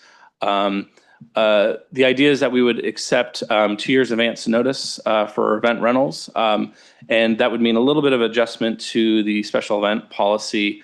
This would also allow, in terms of how we treat partnered events, we do an annual cycle where event partners can request partnership for city council in 1 year in advance, a little over actually. But we would change that to 2 years to accommodate the kind of the nature of events that would come through. We anticipate some event organizers have expressed they need longer lead times and those kinds of things. So we try to accommodate that. Next slide. And then in terms of staffing plan, we're going to have to find a way to staff it with existing resources. Our existing resources that we're going to need to commit are full-time community services staff, and that's going to be the bulk of scheduling and contracts and permit coordination, any sort of the day-to-day use of the facility. There's going to be trash and janitorial, and should there be issues with anything on site that would need to be fixed, preventive maintenance items and the like, that would fall to community services staff. Part-time staff will play a role in part of my events team. They'll prepare the site for special events, be on site during events, and ensure the facility is taken good care of. Our part-time parks crew will also lend a support in terms of supporting with landscape maintenance and other just day-to-day needs. And then there's, let's not forget the folks that from other city departments that support our operations when it comes to events. Central Services helps with risk management, insurance, agreements. Information technology helps with security, Wi-Fi if we have technical issues. PD obviously for support and event review. Fire and Public Works also for event review. And so those play also a role when we add on events as well. Next slide. And then basically the pre-event delivery basically looks very similar to how we treat events now, which is accepting that permit application for review. Staff will meet on site with the organizer to ensure we're fulfilling the logistical elements of the event that we're committed to. We'll do things like noticing to the neighbors for road closures and the like. Next slide. And then during the event, we'll have staff, as I mentioned, we'll have staff assigned to each event. Staff will manage the restroom and trash while on site. However, the city will only handle the city-owned equipment. For instance, if we have a user that brings in, let's say, an event stage or has event equipment, it's been kind of our practice not to get involved with any sort of contracted or personal equipment.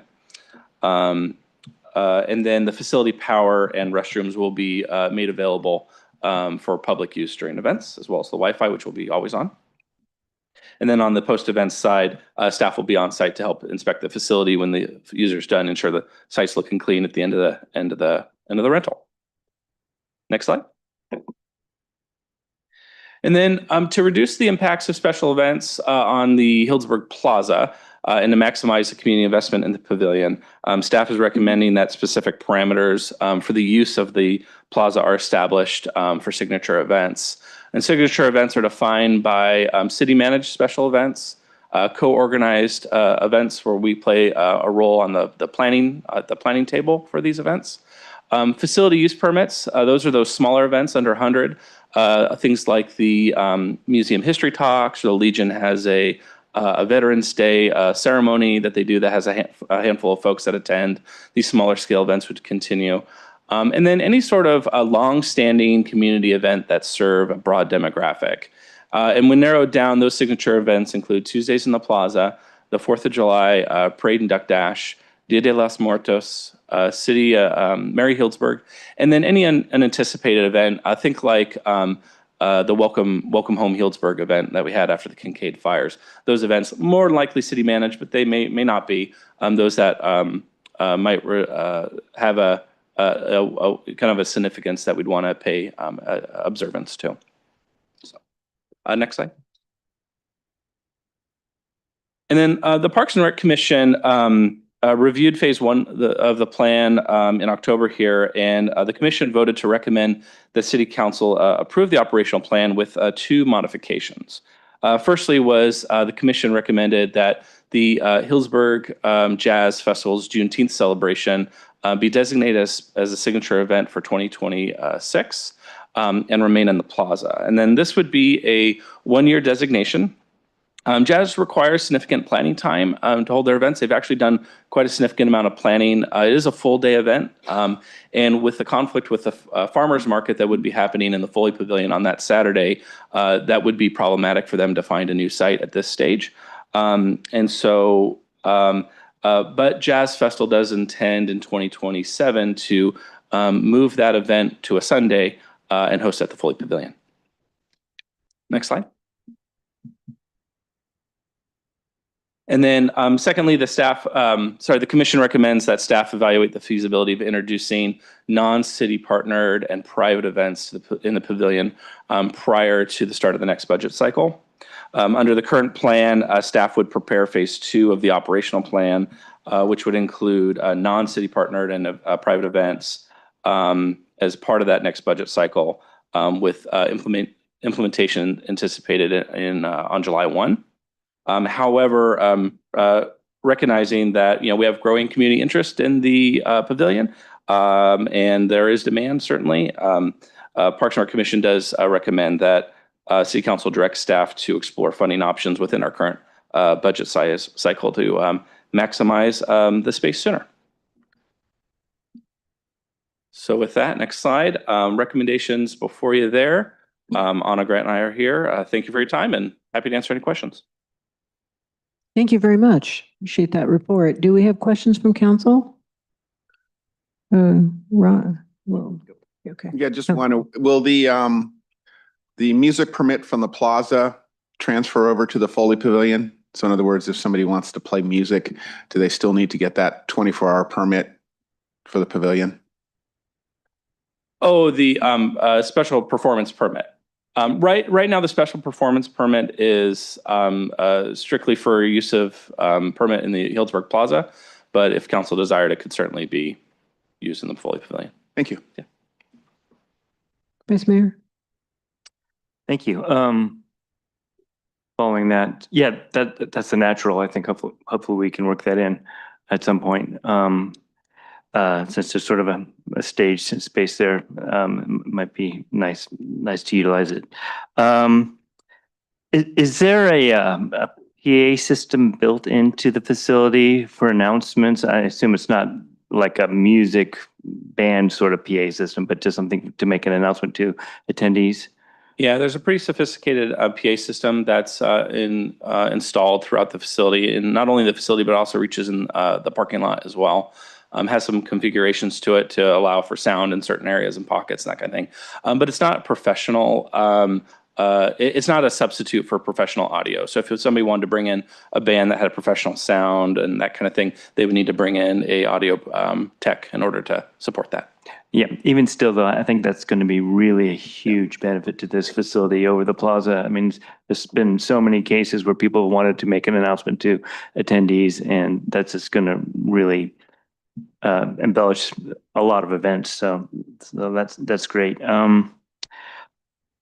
I didn't see in mention of the Healdsburg Wine and Food Festival. If they are, I mean, that's I guess that's under the non-city partner events, but it seems like a natural for this venue.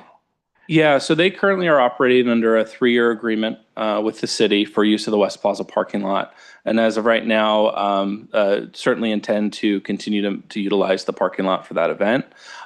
We have had conversations with them, and they have seen the site a little bit earlier on in the construction development, but I think they are trying to figure out ways that they can utilize it. Certainly the farmers market being on Saturdays is problematic for that particular event because they have an extensive setup on that Saturday. However, they are exploring potentially doing future events there once private events allow on Sunday. Perhaps for like a satellite program like they do with some of the other facilities in town. It is being considered, but not necessarily for the grand tasting at this point, as far as my knowledge goes. Okay. The farmers market has this ramp thing for the pumpkin and zucchini festival, and right now it's in a storage unit where it used to be in the old Cherry building across the street. Is there any possibility of a storage space for that thing that's right there? Well, what I can say is the farmers market will have dedicated storage in the pavilion. I think certainly our thought was that it would be more intended for the to meet the day-to-day needs of the weekly Saturday, Tuesday. It will be limited for them. So, but also I come with the impression of however they intend to use their allotted storage space to meet their needs, is they can certainly do that. Whether or not it'll fit the zucchini ramp, I couldn't tell you off the top of my head right now, but there will be storage space for the cross that bridge when we come to it. Yeah, for the, yes. Okay, thank you. Councilmember Kelly? Thank you. Have we looked at some of the events that are not currently on the plaza, but that might, I mean, the plaza and the Foley Pavilion are physically very different. And I'm wondering if we've evaluated events that utilize other city spaces like the Bloodroot Ramble Music Festival at the community center. Obviously a different footprint than the sports fields there, but have we looked at some of those other events to see if it would make sense to move them to the Foley Pavilion? I was also thinking about some of the like running or cycling events that sometimes block streets, or, if you have an event that could start in the parking lot and depart from there, then, you've got like a natural place, like, Turkey Trot, for example. I know there's a big tradition of blocking off the intersection, but you've got a raised level area where you could have, say, a DJ performing and people coming to get their numbers, and even a place for people to like park and congregate. Have we looked at those events? Yeah, I look at it from the perspective of we're not necessarily looking to move people over to the Foley Pavilion. It's more so that we're encouraging people to look at the possibilities that the pavilion has for their event. It's difficult because, like you mentioned, it's a very different space and feel than it is in the plaza or other locations. To the case of Bloodroot, we looked at a lot of different locations: City Hall parking lot, West Plaza parking lot, a street, those kinds of things. And they wanted to meet their event objectives, the grass space. They wanted the comfortable feel like you were in a very small, intimate festival setting. And so doing things on hardscape was not necessarily going to meet those objectives. However, I will say that when we've had conversations with a lot of the event organizers, certainly like Corazon hosts the Dia del Nino event, which is a kids fun run and carnival at the community center. That's a conversation that I brought up with the Marcy Flores, which was, hey, have you thought about hosting that at the pavilion and then accessing the Foss Creek Pathway, which is right there as part of the fun run, just like you would at the community center, and looking at utilizing that space. So we do it more from the encouraging and kind of making people aware that their event, which they host elsewhere, could potentially be utilized at the Foley Pavilion. But there are certain events like Turkey Trot that we looked at where, hey, that would kind of make sense. Turkey Trot is a pretty sizable event, particularly at the beginning when folks are lining up. But there's also challenges with that, with crossing a major thoroughfare on Healdsburg Avenue. The race thins out over time, so it's not going to be able to end there without impacting traffic and those kinds of things. So there are some limitations when it comes to those really big races and that kind of thing. But certainly with all events, it's more of the encouraging and letting people know that that's a space that they can potentially utilize. So. And then I was wondering, I know you mentioned, Anna, that we are not going to have the restroom facilities open during non-event days, which makes total sense. I'm wondering, I think we have other restrooms open here at City Hall. So would it be possible, at least in the beginning phases, to post something, that looks nice but isn't a permanent placard, to let folks know that if they're informally using the facility, like we hope that they do, say an impromptu yoga class or meet up to go cycling, that people know that these bathrooms are open, so it's easy to get to and people are aware of it? Could we post that kind of signage? I think it's something we could consider. I mean, there's not just the restrooms that we have here at City Hall. We also have the restrooms at Hotel Healdsburg, just to encourage people that there are public restrooms very nearby. Yeah. Swenson Building. Great, thank you. Oh, and then I had one more quick question. Have we looked into the idea of or when would be the appropriate time to talk about additional programming? So one of the things I heard from the community was folks wanting to have a food truck park night with live music, where it wouldn't be like having a permanent food truck park, but that we would do it on Wednesday nights in the summer, or a night when there isn't already Tuesdays in the Plaza happening or something, that we could have food trucks come and people could come and casually eat and have a low cost food option and have live music or activities or something. Is that something that we've considered, or how would we go about having that conversation? Yeah, I love that idea because that's something we've long talked about for many years. What it boils down is the capacity, really. Right now, there's no plans for city-hosted special events in the Foley Pavilion. And again, we have to look at what the operational plan, and not operational plan, but the operational funding will allow once we get to that point, and to see what what's available and then what's the capacity. All great ideas. And if there's organizations out there, nonprofits that want to, initiate something like that, we'll happily work with them. Okay, great. Yeah, I think it's going to be difficult when we have this beautiful new shiny object that we want to program and really try to get a lot of use out of, and not, pushing you guys to your capacity limit around the number of events. I mean, we're already doing so many events in the community. So I appreciate that. Thank you. Thank you. So if we don't have any further questions, I'll open this up to public comment. Anybody like to comment on this item, please come forward. Welcome. I'm sitting too long. Good afternoon, Mayor Mitchell and City Council members. My name is Kathy Birdsong, and I'm here to represent Healdsburg Center for the Arts and our request for your approval to hold our 13th Healdsburg Arts Festival on the Plaza. I hope you all received the email that I sent that had additional photographs on it. I wanted to give you an idea of what it looks like and how successful it is. We've enjoyed 12 successful years on the Plaza and have provided a festival, colorful attraction for hundreds of local and visitors crowds.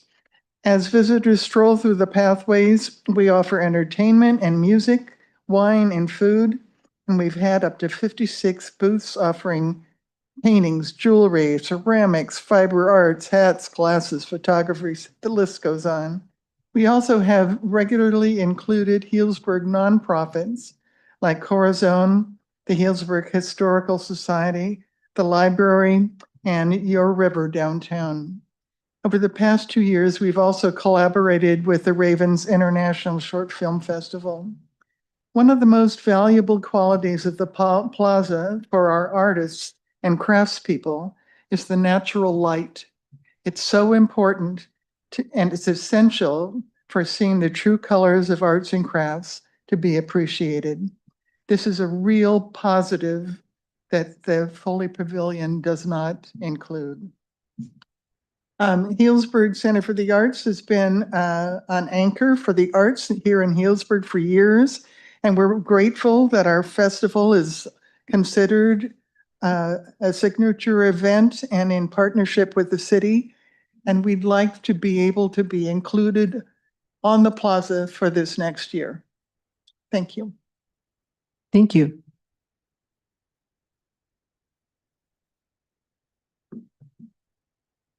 Welcome. Hi, my name is Shaylee Jonker. I run Noble Goat Farm, and I'm the board chair of the Healdsburg Farmers Market.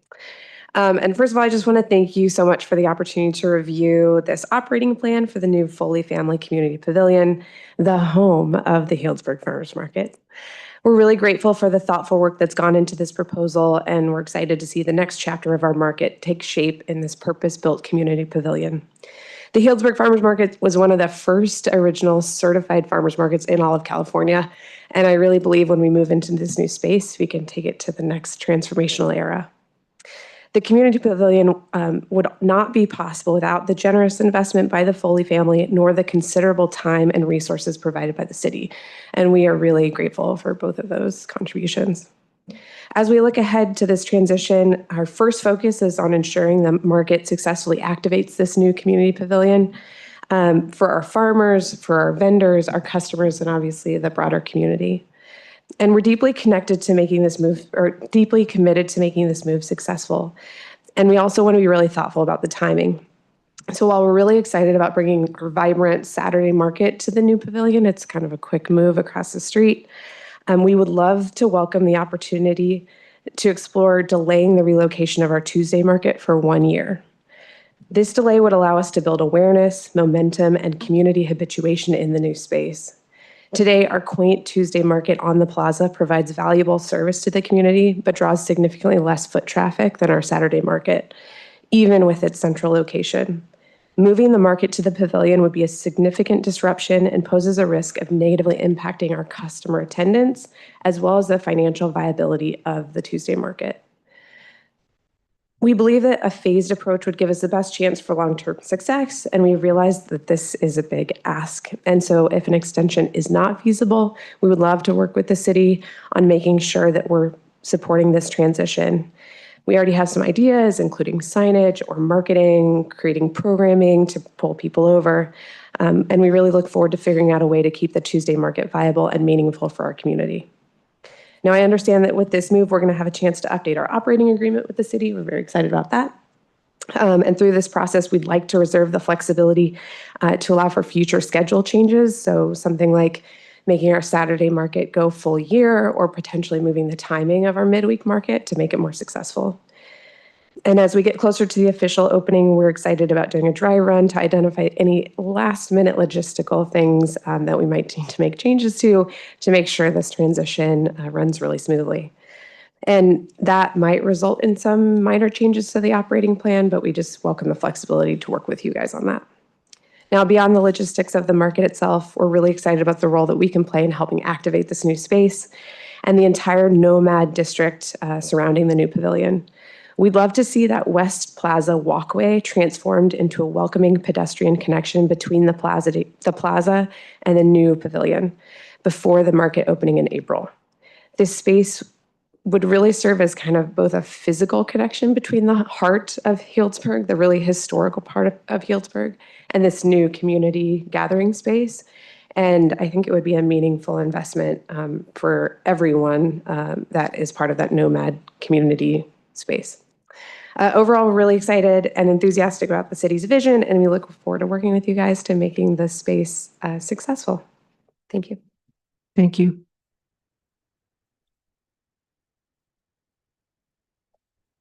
Welcome.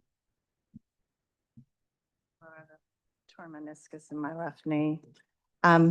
Thank you, Mayor Mitchell and City Council. My name is Gail Okamura Sullivan, and I'm the Executive Director of Healdsburg Jazz. I'm also the co-owner of Dry Creek Peach, so excited about the farmers market use, but I'm here to represent the Healdsburg Jazz organization and to express our gratitude and interest in the Foley Family Community Pavilion. I had the opportunity to attend the walkthrough last month, as well as and I thought it was absolutely beautiful with all of the lights. It feels so much different when you are in it versus on the street side. So I encourage people to go and walk through the space when they can. And I also attended the Parks and Rec Commission meeting. Anyway, I thought it might be helpful to share some of our thoughts and ideas for use in the coming year and beyond. So Healdsburg Jazz enters its 28th year this coming year, and the Summer Festival is scheduled for June 12th to the 21st, 2026. It's a 10-day festival. About 10,000 people participate in this event, and that's what we anticipate. For the past 3 years, we have opened the full day of the festival with a Juneteenth celebration on the plaza. And as Matt presented, we planned this festival a few years out. We did our booking for the festival in 2024. Right now, we're booking our festival for 2027. So for this reason, given the history as well as our timetable, we are asking to continue the use of the plaza for our opening Juneteenth celebration, and given that it's the conflict too with the farmers market on the Saturday. So that would be for Saturday, June 13th, 2026, with the plan to move our Juneteenth celebration to Sunday, which will actually be June 13th, because we're starting to book it now, in 2027. So that's one thing. The other use that we're interested in is typically in April or May, we hold our annual fundraising event in advance of our June festival. So we were interested in holding a fundraising event in the pavilion to benefit our educational programming as well as our festival. It is typically between 100 to 200 people, and we would like to publicly thank and acknowledge Courtney Foley for the contributions to the community with the pavilion, and she's also a supporter of Healdsburg Jazz. The other request we have is during the festival, we present our educational programming, and that includes the Healdsburg Jazz Collective, as well as our Freedom Jazz Choir. So on that opening weekend, we are interested in using the pavilion for a concert, a matinee concert during the festival. And that would be on Sunday, June the 14th. Anyway, I hope you will consider these items, and we really are looking forward to utilizing that space. Thank you for your consideration. Thank you. Welcome. Thank you. My name is Will Rosenzweig. I've been working and living in Healdsburg since 1997. I was actually involved as the first sponsor of the Healdsburg Jazz Festival when I was the CEO of Belvedere Winery many years ago. I'm really delighted that we're going to have such a beautiful community facility here, and especially thrilled about the possibilities of having our farmers market have a home. It's really, to me, the heartbeat of our community, and really representative of, I think, the way communities can move into health, wellness, and sustainable kind of relationship with the climate. One thing that struck me the other day was just the signage on the building, and I was curious about that, like how that came about and how it was designed. It struck me, just as somebody that's very sensitive to aesthetics, that the way the naming and was conveyed was just sort of inconsistent with it being a community pavilion. And with all gratitude to the Foley family for their enormous generosity to get it going, I think about all the tourists that come into the town and are just met here for the first time. I'm not sure, just in my opinion, that expresses the intent of having a community facility. So I didn't know if that signage fits our code or our approaches, or where the design and aesthetic judgment came from. It's just a question I have, and something that I've also shared with other members of the community who were kind of wondering, how did that end up looking kind of so corporate or so large, really? That's my comment. Thank you. Thank you.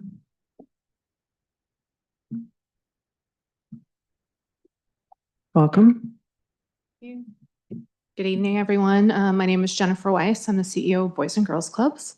First, I want to say thank you to the city staff for helping us get through the permit process. We next week will start tearing down the almost 80-year-old Boys and Girls Club to start building a new one. We're very excited.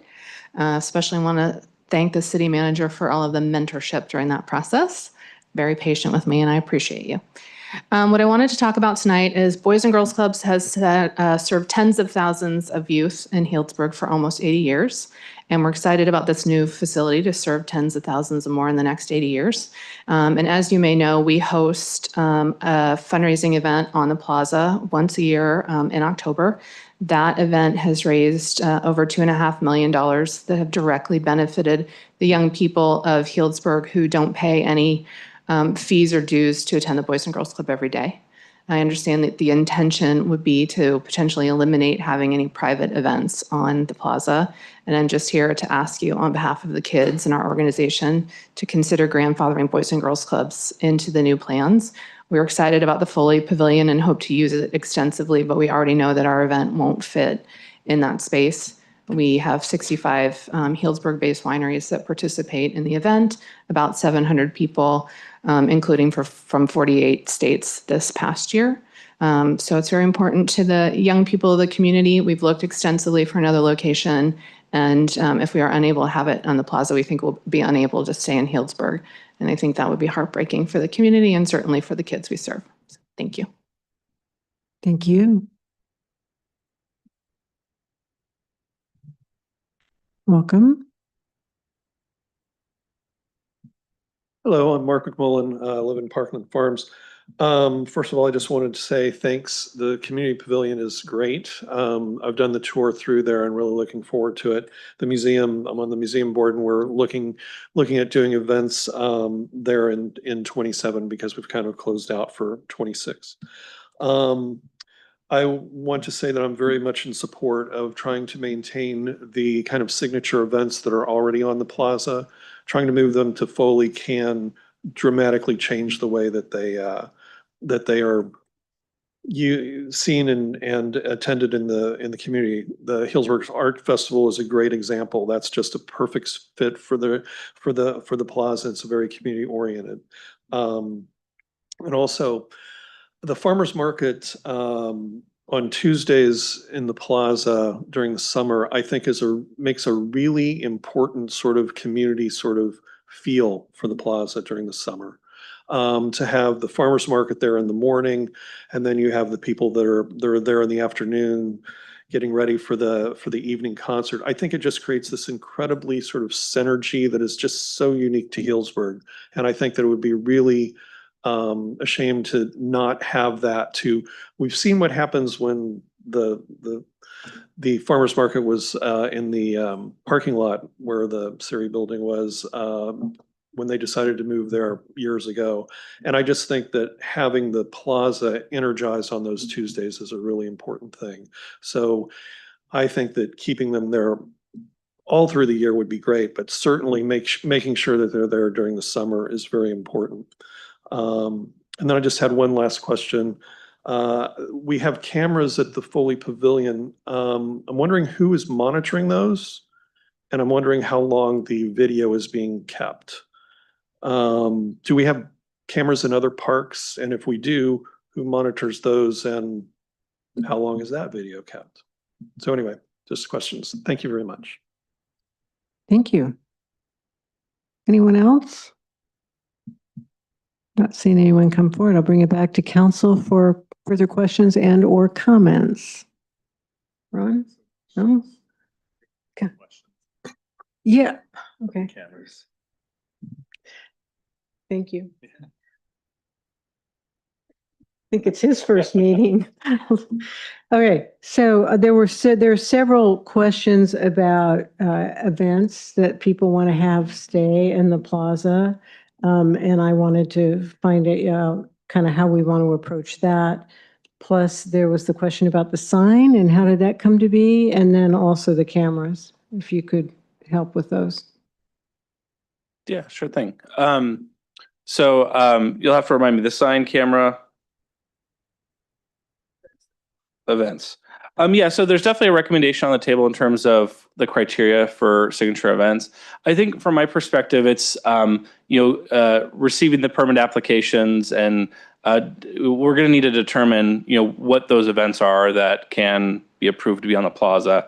And from my perspective, as being as specific as possible as to what those events are. Certainly, that's something that could be done during when City Council reviews the master calendar of events as a way to identify, okay, these are the events for the next year, that we like to maintain on the plaza. I think kind of our criteria was just kind of a method to get that conversation started, and certainly, no doubt, anticipated that the plaza is a great location for events, and certainly event organizers wish to keep their events on the plaza. But then again, we have a Foley Pavilion that is we put a lot of investment into, and so what does that relationship between events in the plaza and Foley Pavilion look like? So that's what we look to council to help us in providing us direction on what you'd like to see. So. In terms of the sign, if Director Thieving's here, he can really speak to this a lot better because he knows more of the historical background and the significance of the sign. Let me answer your first question first. So with new things come uncertainty. And I recall when the market wanted to relocate to the plaza on Tuesdays, there were numerous meetings with the market manager about that relocation, meeting on site. How does it work? What streets do you close down?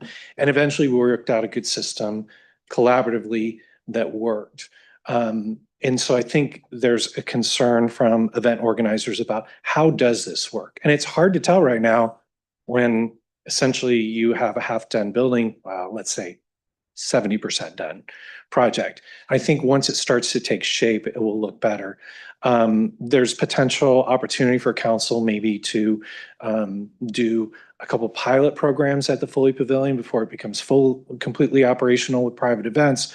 That might be something, and council could consider extending for one more season a few of these events that have requested to remain at the plaza. It is challenging to keep events at the plaza. The impact of Dia de Muertos this weekend was significant, or 2 weekends ago, on the turf. The ongoing impact from the market on Tuesdays does have an impact on the turf, the road closures. And so there's just factors that go into that.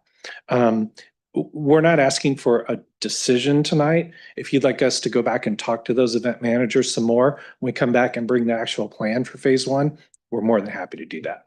So kick the can down the road a little bit, give us some thoughts. Do you want to keep doing events at the plaza, or you want us to move ahead with this new facility? As far as the actual signage, I know this is a topic in town.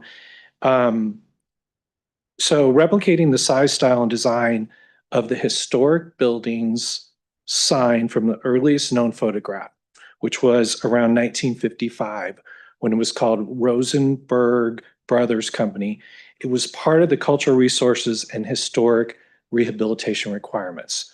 Because this building is historically significant, there were certain things that we had to do under the Department of Interior's requirements to retain and reflect that historic element.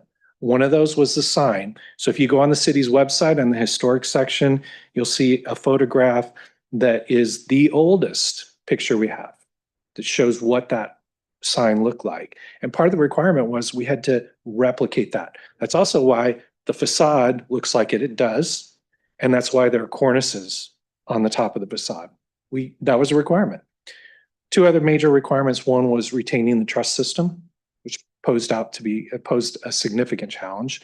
And the third was that we had to replicate a loading dock, because that was a warehouse of produce and other things. And so there is, when the building opens, you'll see there's interpretive signage that talks about the warehouse piece of it. I think there's an impression out there that the Foleys dictated that facade, and they did not.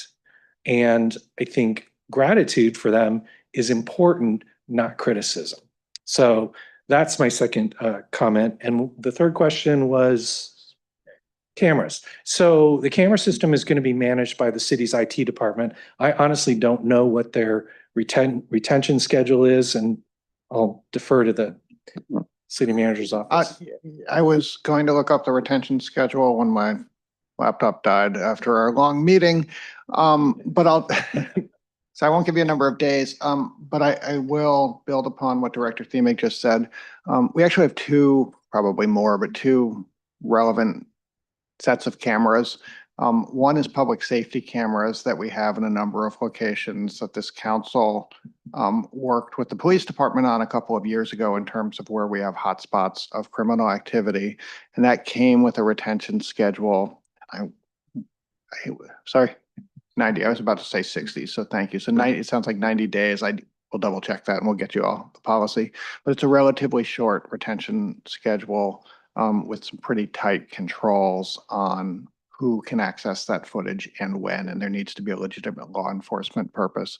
These are a little bit different. We also have facility cameras at a number of our city facilities, and this falls into that category. I think we're on the same retention schedule, but we'll check that for you. But these operate a little bit differently in that we use them for safety of city operations and city staff. And they've existed longer, so they're not tied to the police department, but rather linked back to our IT department and really are only pulled. The footage is only pulled when there's something happens and there's a requirement to check it. So we will get you a precise answer, and happy for the requester as well to send that over, but I hope that helps at least a little bit. Thank you. I think that's it. Councilmember Hagley had a question. Actually, I didn't have a question. I'm just going to make some comments. I want to take a moment here to kind of reflect. Sitting here, I think you were on this dais with me when we had a number of meetings, and Mark, you recall how, I mean, it was contentious because there was a bunch of people here that were determined that that site needed to be affordable housing. And then we had the last second, the Foley family came in with their very generous offer. And I remember saying, we need to explore that option because the affordable housing was not a given. That still had to go through all the approval process and everything like that. So let's see what we could do. And I firmly believed that we could do both. We had a lot of housing potentially in the pipeline, which we've all seen, ribbon cuttings, everything like that. And we have this Foley family pavilion that wouldn't have happened without the Foley family, Mark, our city staff's work, everything that, the community did to make sure that that happened, that it was more than just a sign that sat there saying future home of the farmers market. I mean, the future is getting pretty close. So that's pretty exciting. A couple other things that I remember when we were discussing this was, and Mark kind of mentioned, the toll that the events were taking on the plaza. There were a lot of events that were happening and it was destroying the plaza. And, right now you go up there and you see all the chain, they're not chains, they're plastic ropes to try to revitalize the sod and different things like that. So the intention and the conversation that happened at that time was to start moving things off of the plaza. And, the other thing that I think kind of gets lost is, we're forgetting that True West is opening. We've got activated space with Little Saint. There's a lot that's been going on since we had this discussion that's not just the Foley family pavilion.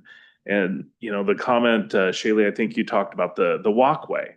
I mean, we literally talked about it at that meeting about how do you activate, we're talking about lights and how do you draw people from the plaza down here, because it was kind of, it was hard to envision back then because everybody's drawn right to the plaza.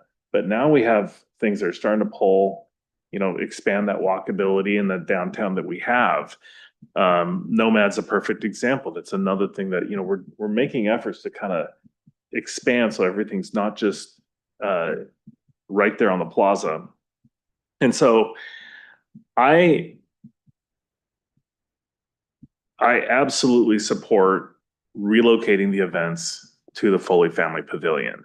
I think the Arts Festival, Farmers Market, I completely agree. Whatever we can do to help make sure that people know that the Tuesday market is here, I think that's important. We need to make sure that the events that are relocated to the Foley Family Pavilion are successful. And I think, there's an opportunity to reimagine some of these events and the opportunities that it may not be the same event on the plaza, but it could be maybe even better with all the amenities that are available at the Foley Family Pavilion. And I think the other thing that's kind of not really being talked about is, I talked about, I mentioned housing and the event center. You're also getting, when the Healdsburg Food and Wine is doing their event in the parking lot back here, the Healdsburg Plaza is peaceful. You can go down there, and if you're not part of that event, you still get to enjoy the plaza.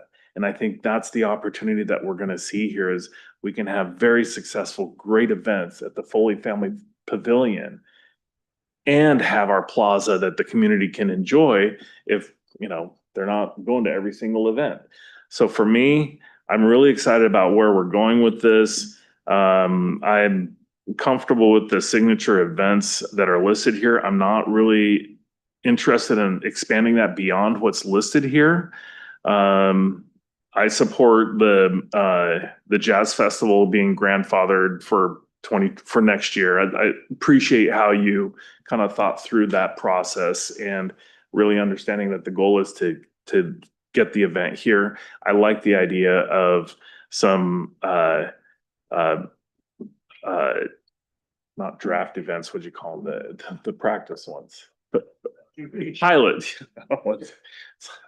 It's not really 9:45, it's like 10:45, right? Tomorrow. Yeah, but I do feel like, I'm excited for the opportunity, like, school fundraisers, the different things that the local schools, crab feeds. I think that there's a lot of opportunities to activate the Foley Family Pavilion. And I'm looking forward to the discussion of some of the private events that, once we kind of get the city focused, community focused ones that, if there's an opportunity to do some private events that can help fund all the community events, I'm all for that. So I think those are my thoughts. I'm really excited about this. I really think I'm not really interested in expanding the number of signature events. And let's see, what else? Yeah. Okay. I think those are my comments. Thank you. Great, thank you. Councilmember Edwards and then Chris and then Art. I think that, it's new. It's something new. And what we're not doing is looking at the possibilities with that catering kitchen. Scullery is what I'd call it. But anyway, it allows events to do different things, to reimagine some of the events. And, whether it's hot, it'll have the shade, won't really depend on weather when these tricky months. And I think it'll just expand opportunities for people to have more events, utilizing it more year round than the plaza. And we have to be careful. We don't want to love it to death. I think we had a discussion of that a while ago about, the lawn and with the orange barricade around it right now, that you can only have so much traffic on turf. And we need to be aware of that because we want to keep the plaza looking good. We don't want it to look like plotted turf and dead grass. So I think that we need to balance it out, and it will take a while. I think that it's nice to hear the Jazz Festival looking at moving, and we slowly move things over. I think it'll be very beneficial. And as people get there, they can reimagine events and even create new events at that location. And parking right across the street and at the facility itself. I think it'll be will people go like, oh, well, if I'm going to the plaza, where am I going to park? Is it going to be a long walk? And so I think that having that parking right adjacent to it will be very advantageous to events. Vice Mayor? Thank you. Yeah, follow the theme of supporting the move of more and more events to the pavilion. And, I want to emphasize that I'd like to do that because I think it's really going to help these events to thrive. And right now, I get the nostalgia of being on the plaza. There's a certain affinity and sense that that's like the core of Healdsburg, and of course it kind of always will be. But I think we have a growing appreciation of Healdsburg being not that one block. Right, and this to add to Councilman Hagley's list, the train station does that on the south side. So, and there's this nomad movement on the north side, and there's this perfect pathway that heads over to Little Saint and the pavilion, and the whole thing just expands, but only by one block. It's really not that huge, and it's I think it's going to take just a little time to get used to Healdsburg. Under that lens, that we've expanded one block out with really great stuff, and but there's so many great amenities at the pavilion that I think once people are there and once it's kind of lived in and grown in a little bit, that people are going to really appreciate the fact that we have this incredible resource to support events of all types. And so I want to acknowledge that there's a theme of flexibility and gradualism here, and how we're going to do things. I would like that too. I mean, obviously, it's going to take some time for people to get used to the idea, and some, people want to take steps to make sure that the transition is smooth and people get the message and so on. So that's all good, and we respect that. There may be some anxiety, but I think we can be confident that as we move things along with a little nudge, that everyone's going to be happy in the end. And so, I mean, I think that's especially true for the Tuesday market too. I know there's a lot of anxiety, but they're not going to get enough foot traffic over there, and the sales won't be good. But with all that parking there, and all and the bathrooms right there, and so on, I think that you're going to get. I think it's going to really actually embellish the event. So we won't know till we see it, right? So there's some worry about that, but I think it's going to be. I think in the end, it's really going to be great to have it there, in its time. So I just want to say that I support the recommendations of the Parks Commission. I think those are solid, and appreciate all their attention to this issue, and look forward to a ribbon cutting eventually. But coming soon. Councilmember Kelly. I wanted to respond to the comments about the farmers market that Shaylee mentioned. So I think what I heard, and I wanted to clarify, was that as we move forward with adopting the next, longer term agreement with them, that they wanted some flexibility with respect to the time of day for the Tuesday operation or potentially Saturday operation, and then also like the dates of when the market concludes, and should they want to, go further into the year or start in February or whatever. So I would like to suggest that instead of having that have to come back to council and doing it in conjunction with, another policy or discussion around the master events, that we would give staff the ability to make, minor modifications to the agreement with the farmers market without the whole thing having to come back to council, because then they can negotiate it and have some assurances around what that can look like. So that would be, I have a second. Is there anyone else who agrees? Maybe not. Nope. Oh yeah. Yes. Okay. So it looks like there could be consensus around giving staff the ability to have flexibility in that agreement, like we would set it. But then if the dates are going to change a little bit, or the time, say the Tuesday market, they decide they want to have more lunch options and it's not going to end at noon, it's going to end at 1 or whatever. actually remember when I used to work downtown that people would come back from the market at 12:15 with their lunch items that they grabbed from the thing. And people would be like, oh, I'm going to go grab it. And then they're like, oh, shoot, the market's already over. I missed it. So there could be a desire to want to shift that a little bit. I don't think that should have to come back to council. And so I'd love for you to have the ability to make those minor modifications, and maybe staff can determine what's considered minor versus, major. But the idea of it ultimately, leaving the plaza area, I'm a little bit indifferent to the Tuesday market, whether it stays on the plaza or not, only because I think it doesn't have as big of an impact downtown during that time frame. But I would eventually love to see us, move those operations to the Foley Pavilion and to have, giving them the time to make that transition if that's what they request. I'm open to that.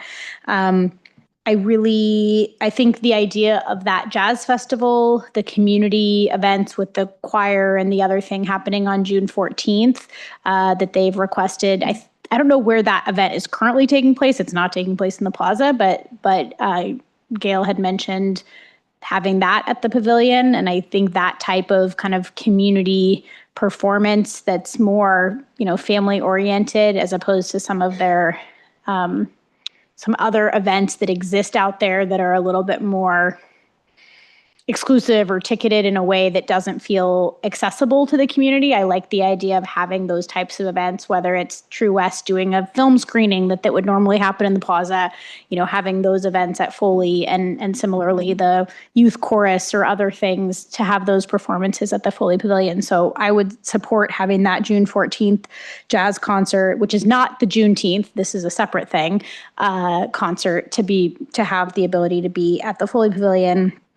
And I agree. I think it's going to continue to come up. How do we make that the access from the plaza through the West Plaza Park, through the bridged area or that area behind the Swenson building? Is that what it's called? That's really in disrepair. I feel like it's going to continue to come up where we have to figure out how we're going to clean that area up.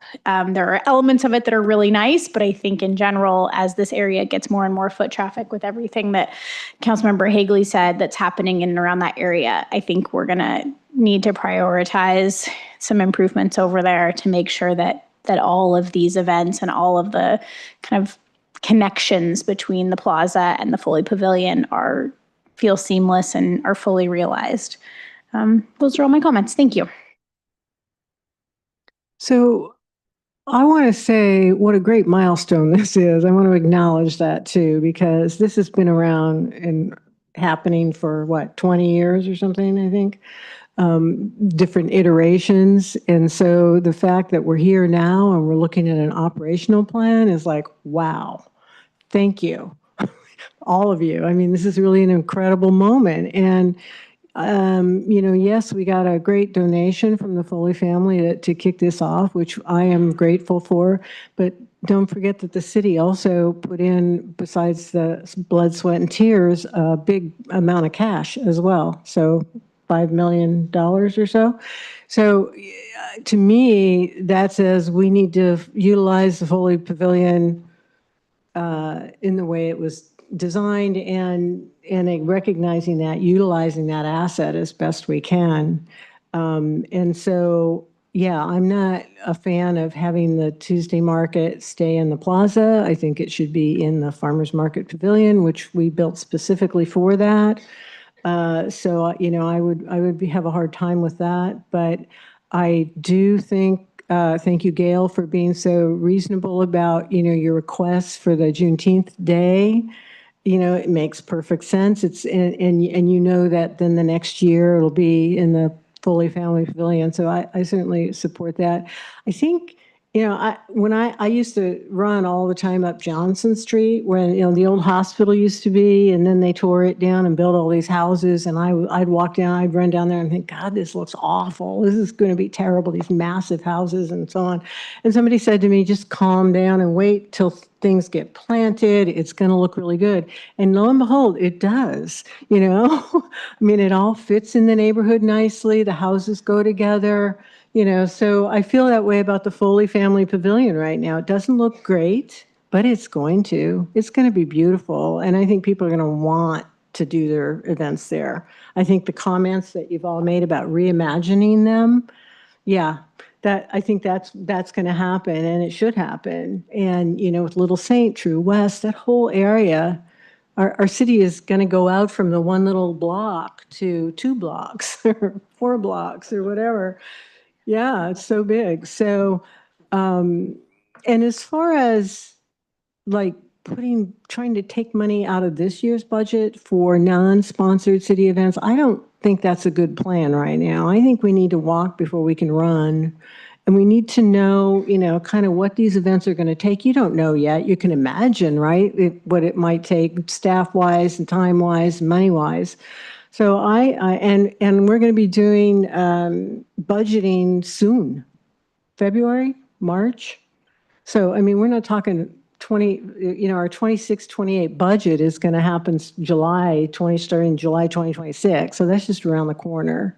And so I think it makes sense to do this intentionally on how we're going to, fund these things and staff-wise and all of that. So I like the phased approach that you've recommended. And so I guess I'm saying I agree with the staff recommendations at this point to keep the signature events the way they are, what you've recommended, and also, be flexible in as things come up, because we know we have to be. The fact that you're looking at 2 years out now, I think that's going to create, make that more reasonable and feasible.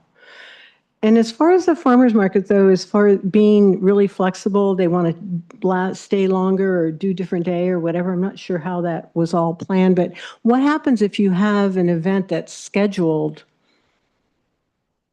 right after the farmers market's supposed to close? I mean, how flexible, I guess the question is, can you actually be on that? Yeah, I can answer that question. Yeah, it's really going to depend on the event. Certainly, multi-day, it would exclude some multi-day events and that kind of thing. But certainly a load-in could occur as early as 1 o'clock on a Saturday, while the market's packing up, for an event that would, start to occur several hours later. So it's certainly not unfeasible at all to do an event like that in that space. And so I think there's a lot of opportunity there for that. Great, thank you for that. And so, yeah, I think Councilmember Hagley another comment, but as far as I'm concerned, I like what you've put here, and I'm looking forward to it. And congratulations. I just wanted to speak directly to the Boys and Girls Club, that you're a very important part of the Healdsburg community. We like your event. I think going back to when we were having this initial discussion, one of the things that, was the concern was having the plaza closed off, ticketed, fenced, or whatever, when you have some of these wine events. And I think, I would just, again, I think there's a real opportunity with the Foley Family Pavilion that, working with our staff, I'm sure you could come up with a beautiful plan that'll be extremely successful, because we do have options to be able to close the street. There's a couple different distances that we can close to, Foss Street to the entrance, and then, kind of expand. So our staff is very good at getting creative, and I completely trust them to be able to find a way to make it happen. And I'm really, looking forward to, some of the things that where we thought, oh, this is how it needs to be, that there's going to be new inspiration that's going to come from the new location. And I think it's going to be a good thing. So I just wanted to leave that with you, that, you're a big part of the community, and we're looking forward to continuing to work with you. Yeah, thank you for saying that. I just had a question about the sign. I've asked about this before, but the Foley family piece of that is quite large. But my question is, my comment is that there's no way to know that this is part of the city of Healdsburg or that this building is the city of Healdsburg. Is there a way to get like our logo or something added to this, or because it feels like we're sort of missing in this equation? So the sign that you see currently on the facade is only part of the sign package. We have interpretive signage that we're working on that will be displayed in 2 locations in the building, one towards the front that will identify the city as the owner, and then also a secondary interpretive panel that's closer to the back. And then we're also working on a monument sign on the front that will identify it as the city of Healdsburg. We're kind of playing with the idea of incorporating some kind of emblem on the front facade that acknowledges home of the farmers market and the city as well. That's a little trickier because we need to be careful about respecting the historic integrity of the facade that we were required to recreate and not changing that. But there may be ways for us to do that. So Thank you. I appreciate that. I knew you'd come up with something creative. we're working on it. I appreciate it. Thank you. Did you have a question, Vice Mayor? No comment? No, I think it's great that the director is listening to the community and working to get these, to stay ahead of this. So I really appreciate that. Okay, so if there's no further questions or comments, you have the direction that you were seeking from the council? Yes? You good? I think we all agree pretty much with your proposed plans. Yeah, okay. Thank you. Yeah? Right. Okay, so we have one other new business item is council meetings and work session dates for 2026. Yes. Good evening. Hopefully my presentation is short and sweet.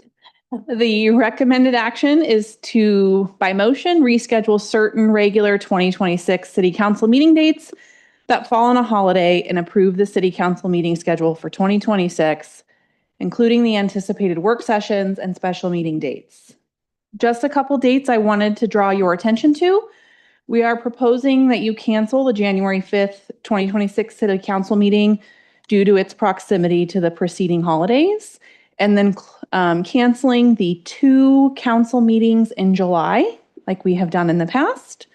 And the final 2 dates to draw your attention to is we have confirmed goal setting for Wednesday, March 25th. That should be on all of your calendars. And we are proposing to hold a budget special meeting on Monday, May 11th. And so if we could get your feedback on that date, and I'm happy to answer any questions. Thank you for that short presentation. Appreciate it. Do we have council questions? Ariel? The Monday, May 11th budget meeting, is that a 6 p.m. plan for like a normal council meeting Monday, but not a council meeting? Yeah, we hadn't decided on the time yet, but 5 or 6 probably. Okay, I have my SCTA meeting that day that starts at 2:30. So 6 p.m. would be ideal and not 5, or I can always just leave SCTA early if need be. Okay. So are we saying 6 o'clock? Is that okay? Does that work for everybody? Yep. All right, wait, I have to change it on my phone here. For the budget? Yeah. We'll all be asleep. Any other comments or questions or issues about that? No. So I'll open this up to public comment. And since there's nobody in the room, I don't think there is any, I'll bring it back. Move to approve. So we need a motion. I move we approve the calendars presented. Second. Roll call vote, please. Councilmember Edwards. Yes. Councilmember Higley. Yes. Councilmember Kelly. I just had a question. So it's okay. There's a meeting date that I know I can't attend, and I'll just put that out there as opposed to requesting to reschedule. Yes. Vice Mayor Herod. Yes. Mayor Mitchell. Yes, thank you. Okay, so now we go on to the council reports on matters of interest occurring since previous regular meeting. Who wants to start us off? Vice Mayor. Okay, I guess in no particular order. Dia de Muertos was awesome, super soggy in the beginning, got wet, went home, came back when it was dry, and everybody could come out finally, and it was full blast, and it was excellent. But it was kind of a rough start, but a great event. So glad that it continues to happen here in Healdsburg. Attended the True West opening, also a great celebration. Haven't seen a movie there yet, but it was really great to be inside and to acknowledge all the people who put so much effort and money and time to make that happen. It's really going to be transformative for Healdsburg. I did attend a Zoom meeting for the ABAC group, and just to get an overview of their, I forget the exact term, it's like a general plan for the whole Bay Area, transit and other considerations. Housing was on the menu as usual. A lot of the themes that we're working on in Healdsburg, in terms of bike, pedestrian, and alternative transportation was at the forefront. So that's it in a very small nutshell. The mayors and council members meeting had a presentation on Measure O that was very informative. It was great to do a deep dive on that. Probably the biggest, quickest takeaway is that there's a lot of great work being done for mental health throughout the county, but in almost every case, the funding is erratic, not sustainable, challenging again and again and again. Even with Measure O in place, that seems to be the overarching theme. So maybe that's just something we can look at as we move into the future.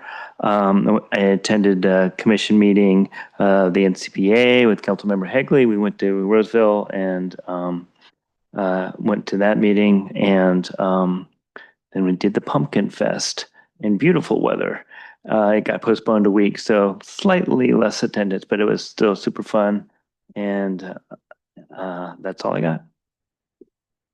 Ron? Yeah, Dia de Muertos was a little wet, but it was nice. Well, on that, I also attended at Sonoma State the State of the Economy, and again, the issue that really is holding us back is that middle income housing. Comes up again and again, even though that we have some of the lowest medium income prices as far as a county goes to the Bay Area, we still have that missing middle housing, and that's going to be something that we're continually going to be struggling with. Councilmember Hagley? Chris already mentioned we went to NCPA's. I had an executive and a commission meeting in Roseville. And then just wanted to note that on next Thursday, the 13th, Assemblymember Chris Rogers is hosting the Select Committee on Climate Innovation here in the council chambers at what time? 1 p.m. Oh, okay, 1 p.m. I'll have to put that in my calendar. I thought it was in the evening, but at 1 p.m. And that's it for my report. Thank you. Councilmember Kelly. Yeah, I just had two quick ones. The first was Holly Hood's request earlier in the meeting about the proclamation for Smith Robinson Day. Mayor Mitchell, is that a proclamation that you are able to approve? And I don't know if it would even need to come back to us, because I know we can do you can do proclamations and present it to them in and around the 8th, so we don't miss the day. Yes, that's being done. Great. Thank you so much. And then my other question, this is a potential agenda item, but hopefully a very small, short discussion about it. So there are a number of kind of changes afoot and opportunities right now with respect to an electric shuttle, or a shuttle, it doesn't have to be electric, in and around Healdsburg. You may remember when Saggio Hills Housing Development, the affordable housing site, got their approval. They got some funding for a Sonoma County Transit bus improvement. They also have funding for a van share program as part of that housing fund. There is an opportunity to potentially pilot a program through the Sonoma County Transportation Authority, with some opportunities that they're looking at that other cities have done. both Montage Hotel and Appalachian Hotel have said they're interested in pursuing a shuttle option. Hotel Trio already has a shuttle. So lots of shuttling conversations happening, and there's some funding that's out there that we could go after. So my question is how do you all feel about forming a subcommittee of 2 council members and having a future agenda item to form such a subcommittee so that the council can weigh in and potentially be a part of trying to shepherd this opportunity? I think right now the Appalachian site has not, the Burbank housing development at Appalachian is not done, but when it is, they're already having parking problems on that site. So I imagine it's going to be really apparent that we have some challenges ahead of us, and they're looking for a shuttle option that could potentially incorporate all of the things on that site. So I'm wondering if we could have that future agenda item to discuss. So, yeah, we shouldn't be just going into too much detail on that with the question, but so you want to agendize talking about a subcommittee to go for that money? Is that what you're saying? Yes, to have basically two, so, and we've already adopted it as a climate mobilization strategy goal for the city to pursue this type of shuttle opportunity. But right now there's just a lot of disparate actors and not a lot of herding of the cats. So my question is could we have an agenda item where we discuss the creation of a subcommittee of 2 council members to proceed with trying to shepherd some of those things in partnership with city staff? I'm up for that. Okay. Thank you.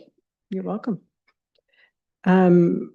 So we can get that somewhere on the agenda at some point. Yeah, I guess if I could, I'll just ask for, it sounds like a relatively short item, but is there any specific direction as to when the council would like to see that come back? That was my question. Is there like a timing constraint that we're under? As soon as feasible, let's put it that way. Okay. Yeah, I'll be quick. Mayors and council members meeting. I gave a presentation to the 2nd and 3rd graders at the Healdsburg Elementary School, which is just right up my alley, right? And thank you, Raina, for helping me with that a lot. It was great. The kids.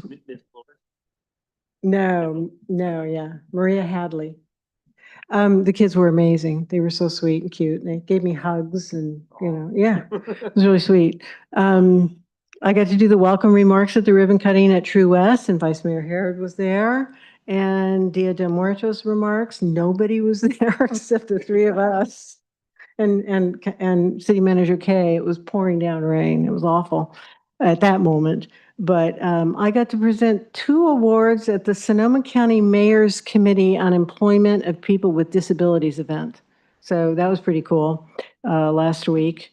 And then Assemblymember Chris Rogers tonight. So got to make some remarks there as well at his town hall. So we're working our relationship with him. He's working his relationship with us, which I think is really going to be great. So that's it. And with that, I'll close the meeting at 10:17.